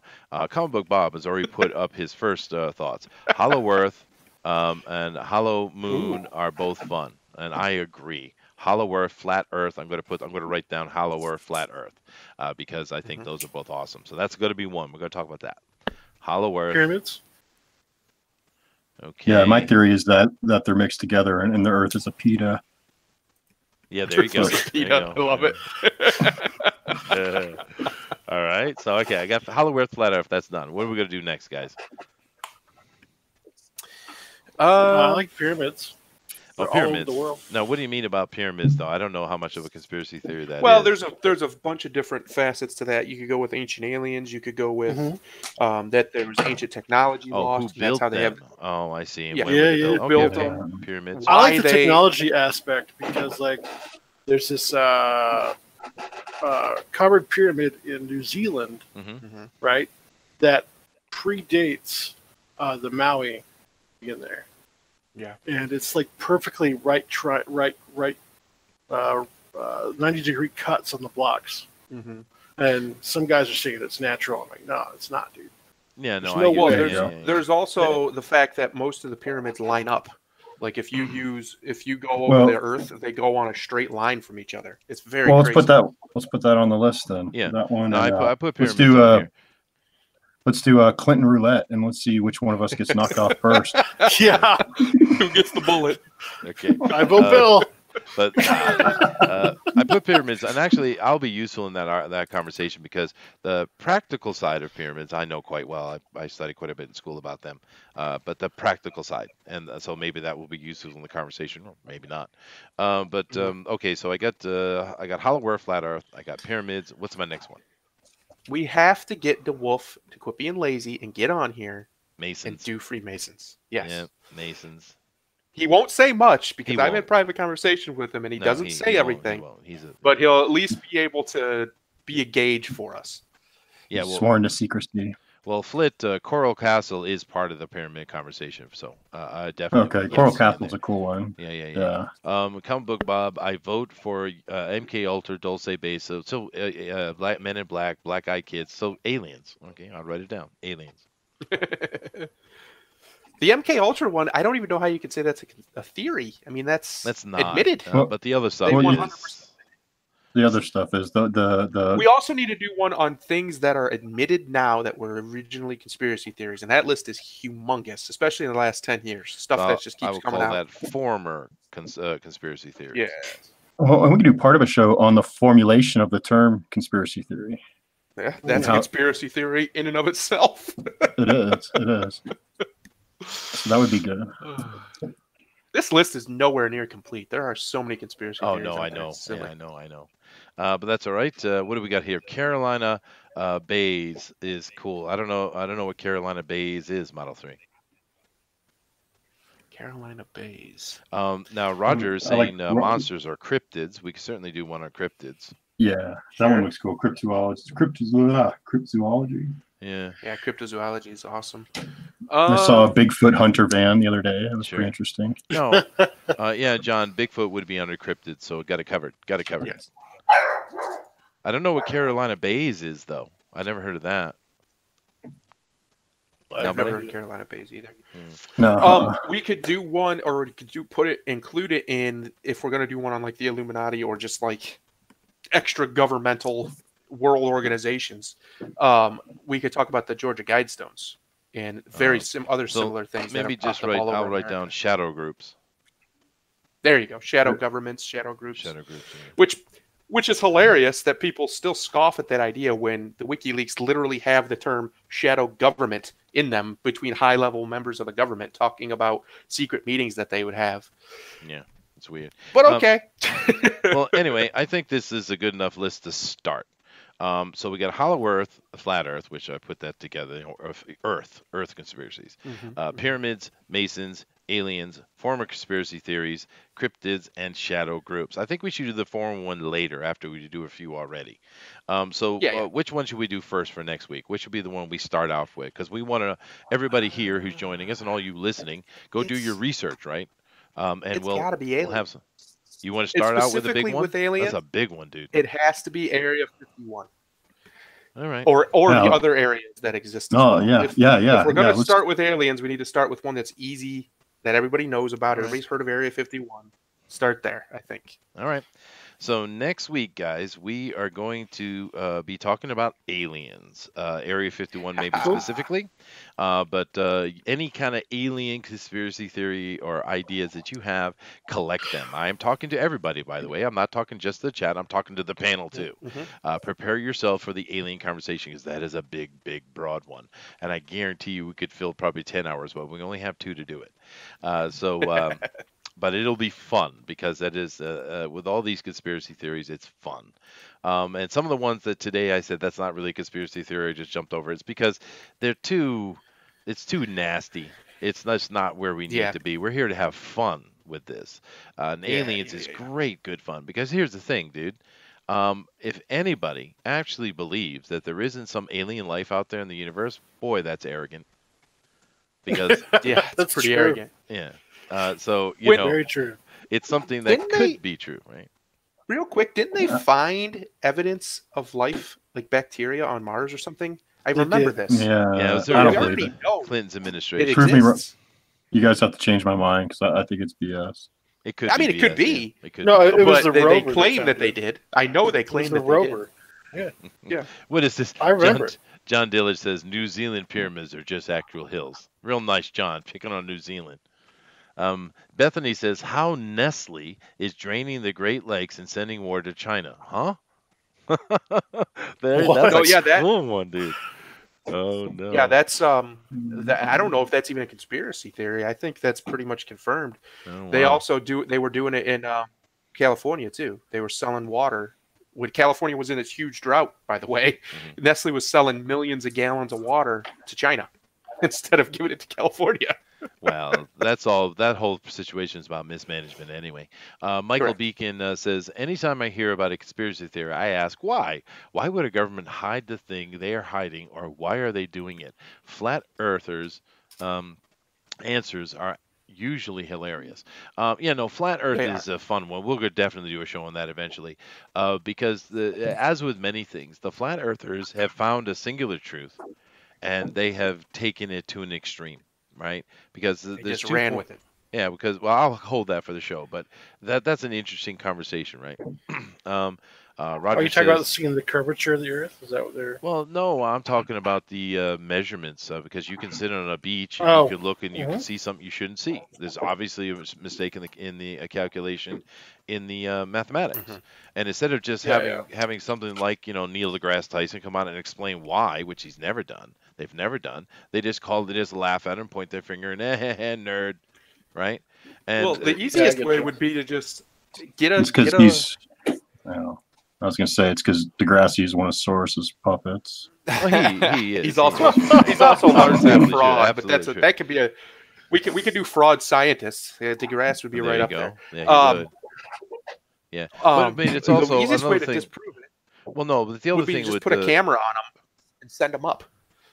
Oh well, they've done the that astronaut. many times and stuff. But I think that'll be part of the greater conversation. But I think the other big point about the flat Earth thing is the fact that NASA lies, and it's like, Yes. How is that a conspiracy though, right? But anyway, it'll be fun when we talk about that. The wolf's milk conspiracy. You're right, Vailnid. That's a big one. How about vampires and werewolves? That's a good one too. Let's see, the Fermi hypothesis, Flit said. I don't know that. I'm going to check that out. Michael Barron, aliens are definitely out there somewhere, but I doubt they're putting rods in redneck anuses. Me too, dude. But it still makes it they got fun. better things to do, yeah. Actually, first of all, UFOs are absolutely real, right? The question is who's in there flying them, and I think the answer is very easy: American government, right? And other governments. Yeah, I think that's what it is. They're just secret craft. But keep in mind, right now, the stealth fighter, that awesome, super high, awesome new tech, was developed in the 70s. Just so you know. I'm sure they're just some new governmental secret craft is all they are. Because there's way too much photographic evidence. Obviously, there's something going on, right? Anyway, hybrids is fun too. Yeah, hybrids. That one is. It's not enough interesting information though. Yeah, it's very sparse. It is interesting though. Conspiracy as to why the mermaids won't date me. Okay, John. The governments are hiding that there's. It says mermaids. I swear, the first time I read that, I thought it said millennials. Yeah. Oh no. Well, here now, John also talks about the gay frog conspiracy. Once again, it's not a conspiracy. This is just something that goes blown out of proportion. There actually were chemicals coming out of factories, and were making caused the frogs to become homosexual. This isn't a conspiracy at all. It was a Drudge report. I mean, it just got blown out of proportion. It was even turning some of them swapping their genders, which some frogs can do anyway. Yeah, some frogs can do it anyway. It was just man's involvement with the nature and typical government, bureaucratic and corporate corruption is all that is. Vailnit says RH negative. Now that's very interesting because I am RH negative. Uh-oh. Dun, Dun, dun, dun, dun. So does that mean you're a hermaphrodite? Yeah, you're a hermaphrodite? I wish. Damn. That would be fun, man. No, I didn't get that. You know, the tough thing is being RH negative, living over here in Asia, though, which has a much smaller population of our RH negative people, is getting blood if I have problem, dude. It's bad enough. Man. No, it's bad enough. Well, I was in New York, right, one time, and my friend was off doing something he shouldn't have been done, and I didn't want anything to do with it, so I waited for them to come back. And I was sitting in a bar. It was a Puerto Rican bar, and I was just having a Michelob, man. And I heard, because I was a bouncer for a long time, so I was still new bouncer at that time, but I heard a fight starting in the back. I know what it sounds like, so I got up to leave, right? And also got this little Puerto Rican sitting in front of me, and I got real mad at him from some reason. I don't know. I didn't know at the time why. I grabbed him, broke his arm, his right arm at the elbow, and literally threw him over the bar, and walked out the place. I got about 50 feet down the street, and my legs went out from under me. What the hell? My intestines were hanging out, and there was a trail of blood. The guy had hit me with a knife. So I got taken to the what happened was my friends showed up, because they were coming right back, and they took me to the hospital. My one friend is because it was in his white leather Mercedes, right? I ruined it, and he was like, "God damn it," he's going on and on. But anyway, they got me to the hospital. They put me in. They took a bunch of clamps and Good clunk, clunk, friend. clunk, clunk, clunk. You know, they clamped me up to keep me from bleeding out there in the hospital, the emergency room. And then they set me up. I was on a gurney, and they set me up in a corner and left me there for a long time. Eventually, because I'm not the one to bug the nurses, but eventually I had been there a long time, and I felt very cold. And I said to the nurse, "Excuse me, how long am I going to be here?" And she said, "Oh, we have to fly blood down from Boston." They literally had to chop her blood in for me because I'm Rh negative. That's expensive. That's what you get for being a mutant freak. Well, That's dude, what happens. that sucked, dude. I could have died there on that gurney, right? I could have know. died right there. Yeah, they had Straight up plasma coming into me and stuff, but still. We have Masons, we have mutants. These conspiracies are getting real thick, guys. Yeah. I think we're the only normal ones. Yeah, but see, it's not funny to me. So Chester has alien DNA. So Roger's asking, so will TFT will be every Sunday throughout the week? Damn straight, dude. Waiting for Sunday at 5 p.m. Pacific. Yes. Yeah, well, it looks like you guys enjoyed it. I enjoyed it. Look at the crew we had in here today. Look at all the people that are watching. We had a lot of fun, dude. I had a great time. We've been trying to think what to do on Sundays, right? I think this is perfect, man. This is fun. I mean, conspiracy theories are wonderful fun. Yeah. You know, so Chester has alien DNA. Well, sorry, Vailnid. Chester equals Nephilim. There you go. Well, you know, all joking aside with Rh negative, though, it is something that current science cannot explain. It is. It's something odd. We will explain it eventually, of course, but it is something we can know. But I think it's also probably connected. You know, if we look at the different racial groups around the world, like say the Asians, for instance, or the Orientals would be more specific, we know what makes them up. They're made up of the early human form, which is the Negroids of the Africans, right? They're also mixed with the Neanderthals, right? We know that. And we also know they're mixed with another group, which we've studied and we're starting to get DNA understanding of, called the Decinovan, right? So we know all the elements that make up the Asian. The problem is with us Celts, us white peoples, we know that we have that initial stock, the black stock. We know we have the Neanderthal in us as well, quite a bit of it actually. But there's another thing that's in us that we don't know. We've never found it. We have no DNA reference. We don't know what it is. That third thing, I think, is where the Rh negative is going to come in. I have a feeling. We'll find it eventually. Maybe it's, I don't know. Who knows what it is? But it's something, and it's just simply we haven't found it yet. The wolf said, "What? Nobody told my show was streaming. We told you we were doing this. We need you on when we do Freemasons, especially. We have to have our Mason there. Have to have him. Yeah, we have it written down, DeWolf. You have to get in here because you are the Mason man. It's a conspiracy, DeWolf. But no, the kind of mystery and stuff around the Masons is far more interesting than the actual truth. I actually know a lot. Well, no, it is because I actually have many. I have many family that are Masons and such, and it's not as interesting as you think it is. It just isn't. But hey, it's fun conversation anyway. And so would a Mason, deep in the Mason, would say. Oh, okay. It's not interesting. Hey, I never admitted to being a Mason. That has never come out of my mouth, by the way. Oh boy! I knew it. See, he's a mutant. I can't believe it.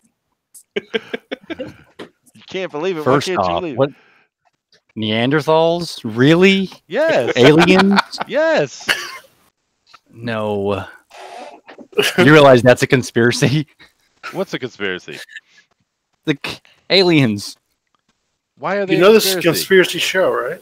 This is why you should be on the show next week when we talk about aliens. When you bring in the idea of aliens, then what you do is you remove the spiritual aspects, right? You're adding in more science, saying that aliens can come from across the galaxy. Yeah. And that's going to supersede the biblical narrative. But let me ask you a Wolf, question. what are you talking about? The alien comes from planet 10. That's in our solar system that NASA obviously is hiding. And Get your besides, brains blown up. And besides, DeWolf, the Bible tells you directly, if you're a believer, that God and his minions, the angels, come from another place anyway. They are aliens by definition, dude. They are. Uh-oh. Oh, okay. I would say they're kind of alien to this world. Kinda. I mean, to say that God was alien to something that he created, though, is a big step. Are you saying that Well, I God mean, is if he not an created- alien? He's most certainly an alien. He's not from where he No. made it. Therefore, alien. Yep. I win that Now conversation. that doesn't win. mean he's a biological flesh and blood alien like Hey, you see in the hey, movies. no one said anything about needing a body, all right? We didn't say he needed a body. John Dillard is trying to help me with understanding what that third part of the Celtic DNA is, which we don't It's know. obviously And he says the third thing is obviously Mexicans. I love it. Oh, man. That's funny, dude. What a show. No, it's Well, very fun. And then of course you also have the fact that you brought up the Neanderthal concept Uh-huh. of and intermixed with all this, and when you start going into the science behind the pre-flood world, men were smarter and stronger and bigger, and just in general. So now when we dig those up, we think, because we've been told about the million of year theory, that there was the ape man and the missing links and the Neanderthals and those things that led to the formation of man from the brute. But what we know is man did not come from a brute. Man was created perfect, and they were bigger and different than we are now, because that was thousands of years ago in a pre-flood world. So those men that we think are the Neanderthals and Cro-Magnons are just those men from a different era. They could be Nephilim. And that changes your whole worldview on how you view this. And then of course, how aliens interact with them and mankind changes with that worldview as well. No, I think it's a fascinating and fun conversation. And Dina is in here, and she has opinions. But we are created by the clay by the gods. Now, when we get into that conversation, I think I have some very interesting information to add to that. Valenus says, God is a fourth dimensional being, not an alien. Excuse me, alien means not of. Therefore, alien. I win. Actually, Vilnid is not quite right, because the fourth dimension would be time normally. Yeah. But if you want to get Now- technical, Now, hold on a second. but there are 9 dimensions. It has been determined that there are 9 spatial dimensions. Hold your horses. Now, first And of when all, you do that, now, you hold break on. through a different dimension into ours. Hold on a What? second. Now, I think what's happening here is there's a misuse of the understanding of what dimensions is. If you go by the mathematical know. dimension, they're not talking about actual different planes of existence. They're talking about mathematical application. The fourth dimension is time. It's not an actual plane. If you want to talk about dimensions, you need to get into a completely different conversation. Go ahead. Okay, I'm with you on that. Yeah, sure. Because we have our spatial dimension of what we know and what we can relate to, and then in that regard, fourth dimensional being, fourth dimension means they exist in 4 dimensions at one time. So I can go along with that idea. And yes, God is existing in heaven, which of course is his realm. It is timeless, spaceless, and everything else. And then, of course, spoke into existence, poured the energy, I would say, through a pinhole, and created the 3 dimensions as we know them, and exploded that out and to create our universe. Okay. Well, We need to show you the please wolf. give me the verse in the Bible where it says that God lives in a limitless plane and doesn't actually mention him living on another body? Can you quote that? There's not a specific Thank you. scripture reference Thank for you. that, Thank you very much. I appreciate but you infer that from Oh, you all the other infer it. things. Oh, no. Yes, No from all the inferring. things that is said in the Bible You're not when they supposed talk to- about the heavens, It says because the heavens, it says very because of the specifically, different no variations inferring. of The Bible is very specific. Because- you're breaking the law. because Breaking the law. because of the different words used for heavens, right? There's the heavens of the stars, there's the heavens that is the sky, and then there is the heavens that God lives in, right? The seventh. So you know that has to be that heaven. Or it could be simply the center of the planet. Or you can believe, if you want the scripture, if you want the scriptures and go by the scriptures, you can believe that heaven is a place paved with, gold, and there are mansions of gold. You can believe that instead. Seeing as the aliens came here and stole all the gold off this planet, I bet it is paved by gold. The bastards. Yeah. Right? Bunch of Anyway. pricks took all our gold. God. Okay, sticking with the alien theme. Dude, I'm just playing, Duel. I'm just playing, man. I'm with you. List of conspiracy theories on Wikipedia. I want him to read the ones that are... It's just interesting. I want him to look at this list because it's so horrifically biased. One, against Christian doctrine. Oh, yeah. And two, just against anybody who's not far left. It's unbelievable. Yeah. So where's this list? It's so blatant. This Wikipedia list of Let's get back to the conspiracies. list. It's a hit piece, dude. Here, I'll link it to you. Yeah, it's pretty bad. Yeah, it's a hit piece. Actually, Belinda Carlisle said heaven is a place on earth. Yeah, dude. There you go. It's in the side chat. In fact, here, everybody in the chat, look at this list we were looking at and tell me if this isn't the most biased thing you've ever seen on what's supposed to be an informational aggregate. Well, that's a hit piece. I get. Well, if you're saying heaven is in the sky and is paid by gold, then wouldn't you say Trump is in heaven because he lives in the sky? It's paid with gold. Well, there's a difference between. Well, there's a difference between. It's a difference between existing in heaven, where Trump is just heavenly. Yeah, he has the qualities. That is true. That is true. Must specify. Oh Lord. Yeah. Wow. Bethany says, "Well, Chester is biased. Dude, I do my best, Bethany. Yeah. I do my best. Yeah, he's a biased man. I am. It's true. Yeah. But actually, no, I'm very happy DeWolf is here because that makes the conversation way more fun. Actually. Get me started. Oh my goodness, the conspiracy route. Yes, it's wonderful fun, dude. I love conspiracy theories. The problem is if people take things too seriously, right? Right. And then of course there's my worldview. My worldview and biblical worldview is radically different than most. You have to also remember one thing that Bugs Bunny told me. Mm-hmm. People shouldn't take life so serious because you're not going to get out of it alive. That's right. Oh shoot!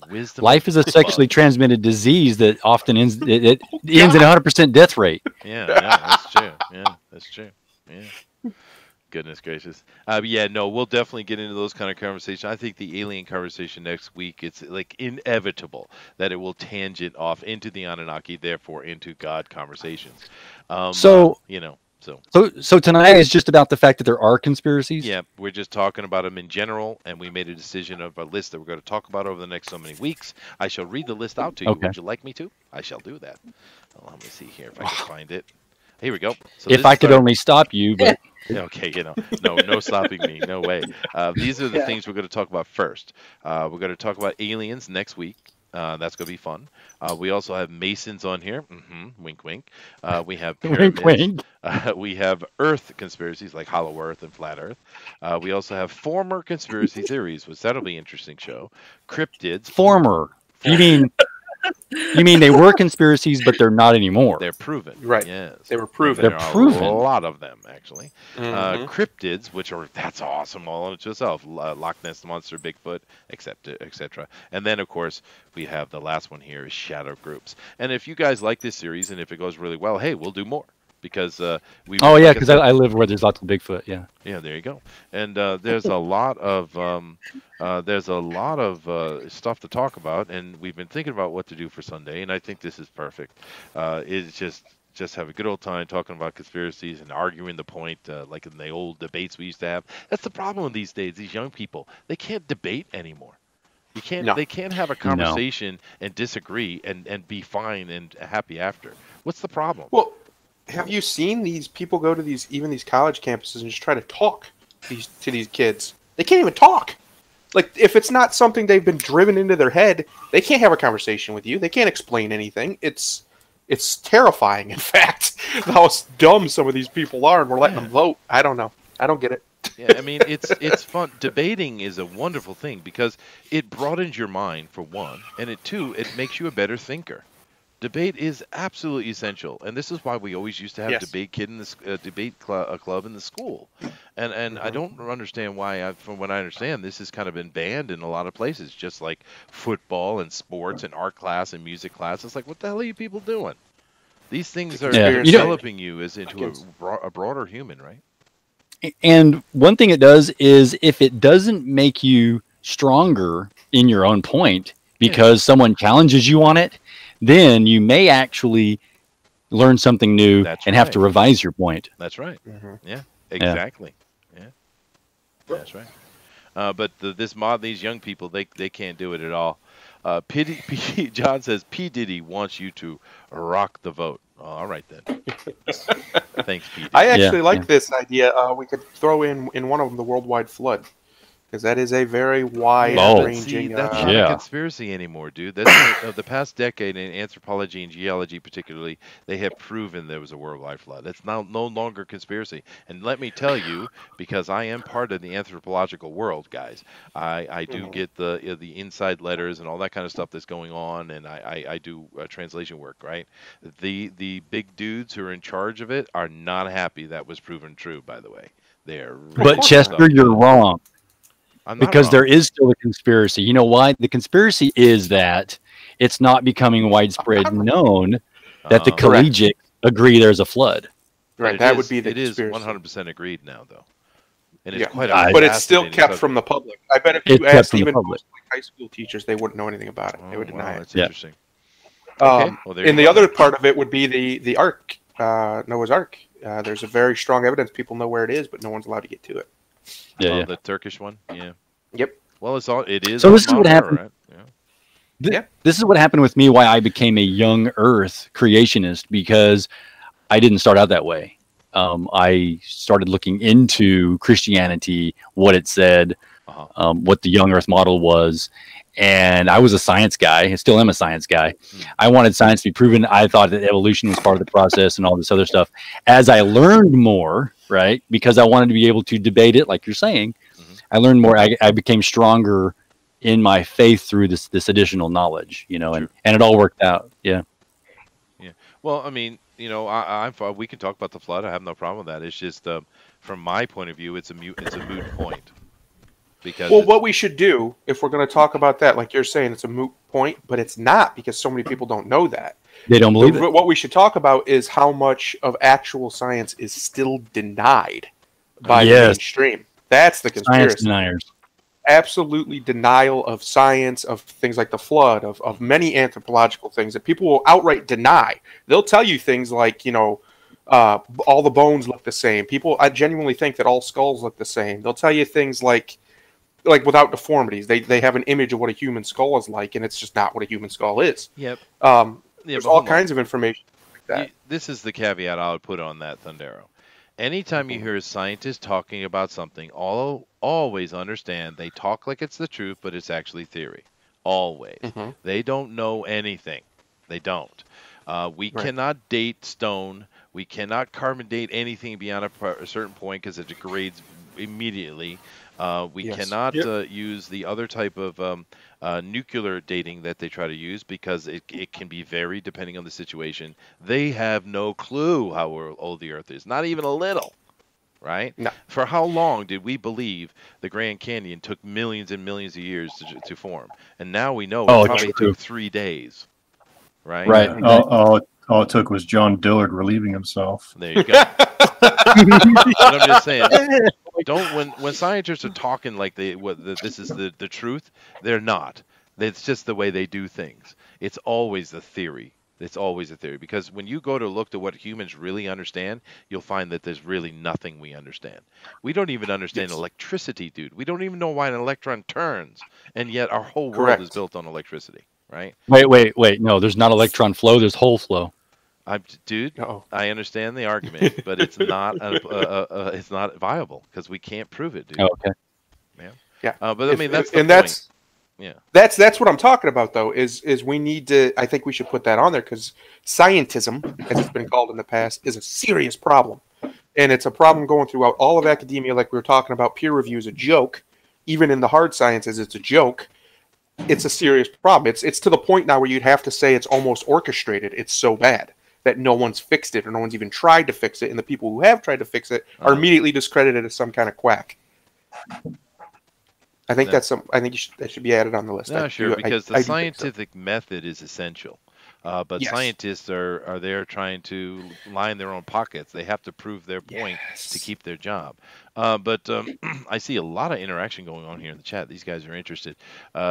Justin Ward is going to come in here and go nuclear in a good way or a bad way. Uh-oh. Wait a minute. I don't want to go I don't want nuclear bombs. No. Well, we're not talking bombs. We're just nuclear. Nukes aren't real. We could do that one.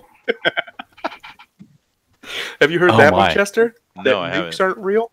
That nuclear radiation doesn't actually harm you? That nuclear bombs don't exist. That nuclear radiation doesn't harm you. Yeah. That's a conspiracy. Well, I like the theory that gravity isn't real and it's all just magnetic force. Well, no, that's part of flat Earth. Though. That's a big part of flat Earth. That's a plasma universe theory, it's a good one too. Gravity, let's be honest, with the word gravity, that is a placeholder, and this is not a conspiracy. Oh, yes. It is a placeholder. Well, that's heavy. That's a heavy have no conversation. clue what it is, right? You call me fat. You're right. As far as the radiation thing, I have never heard that before. I do know that we are bombarded by radiation every day, and it seems to be okay. Mm-hmm. I mean, we get it from above us. I'm getting it right now, sitting in front of this monitor. Earth. I don't know that one. That sounds interesting, though. Yeah.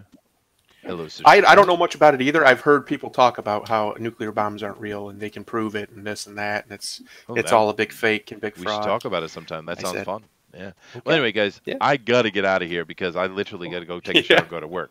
But 2.5 hours we went, and boy, we could go longer. I think we might have hit it, though. I think this might be our Sunday show, guys.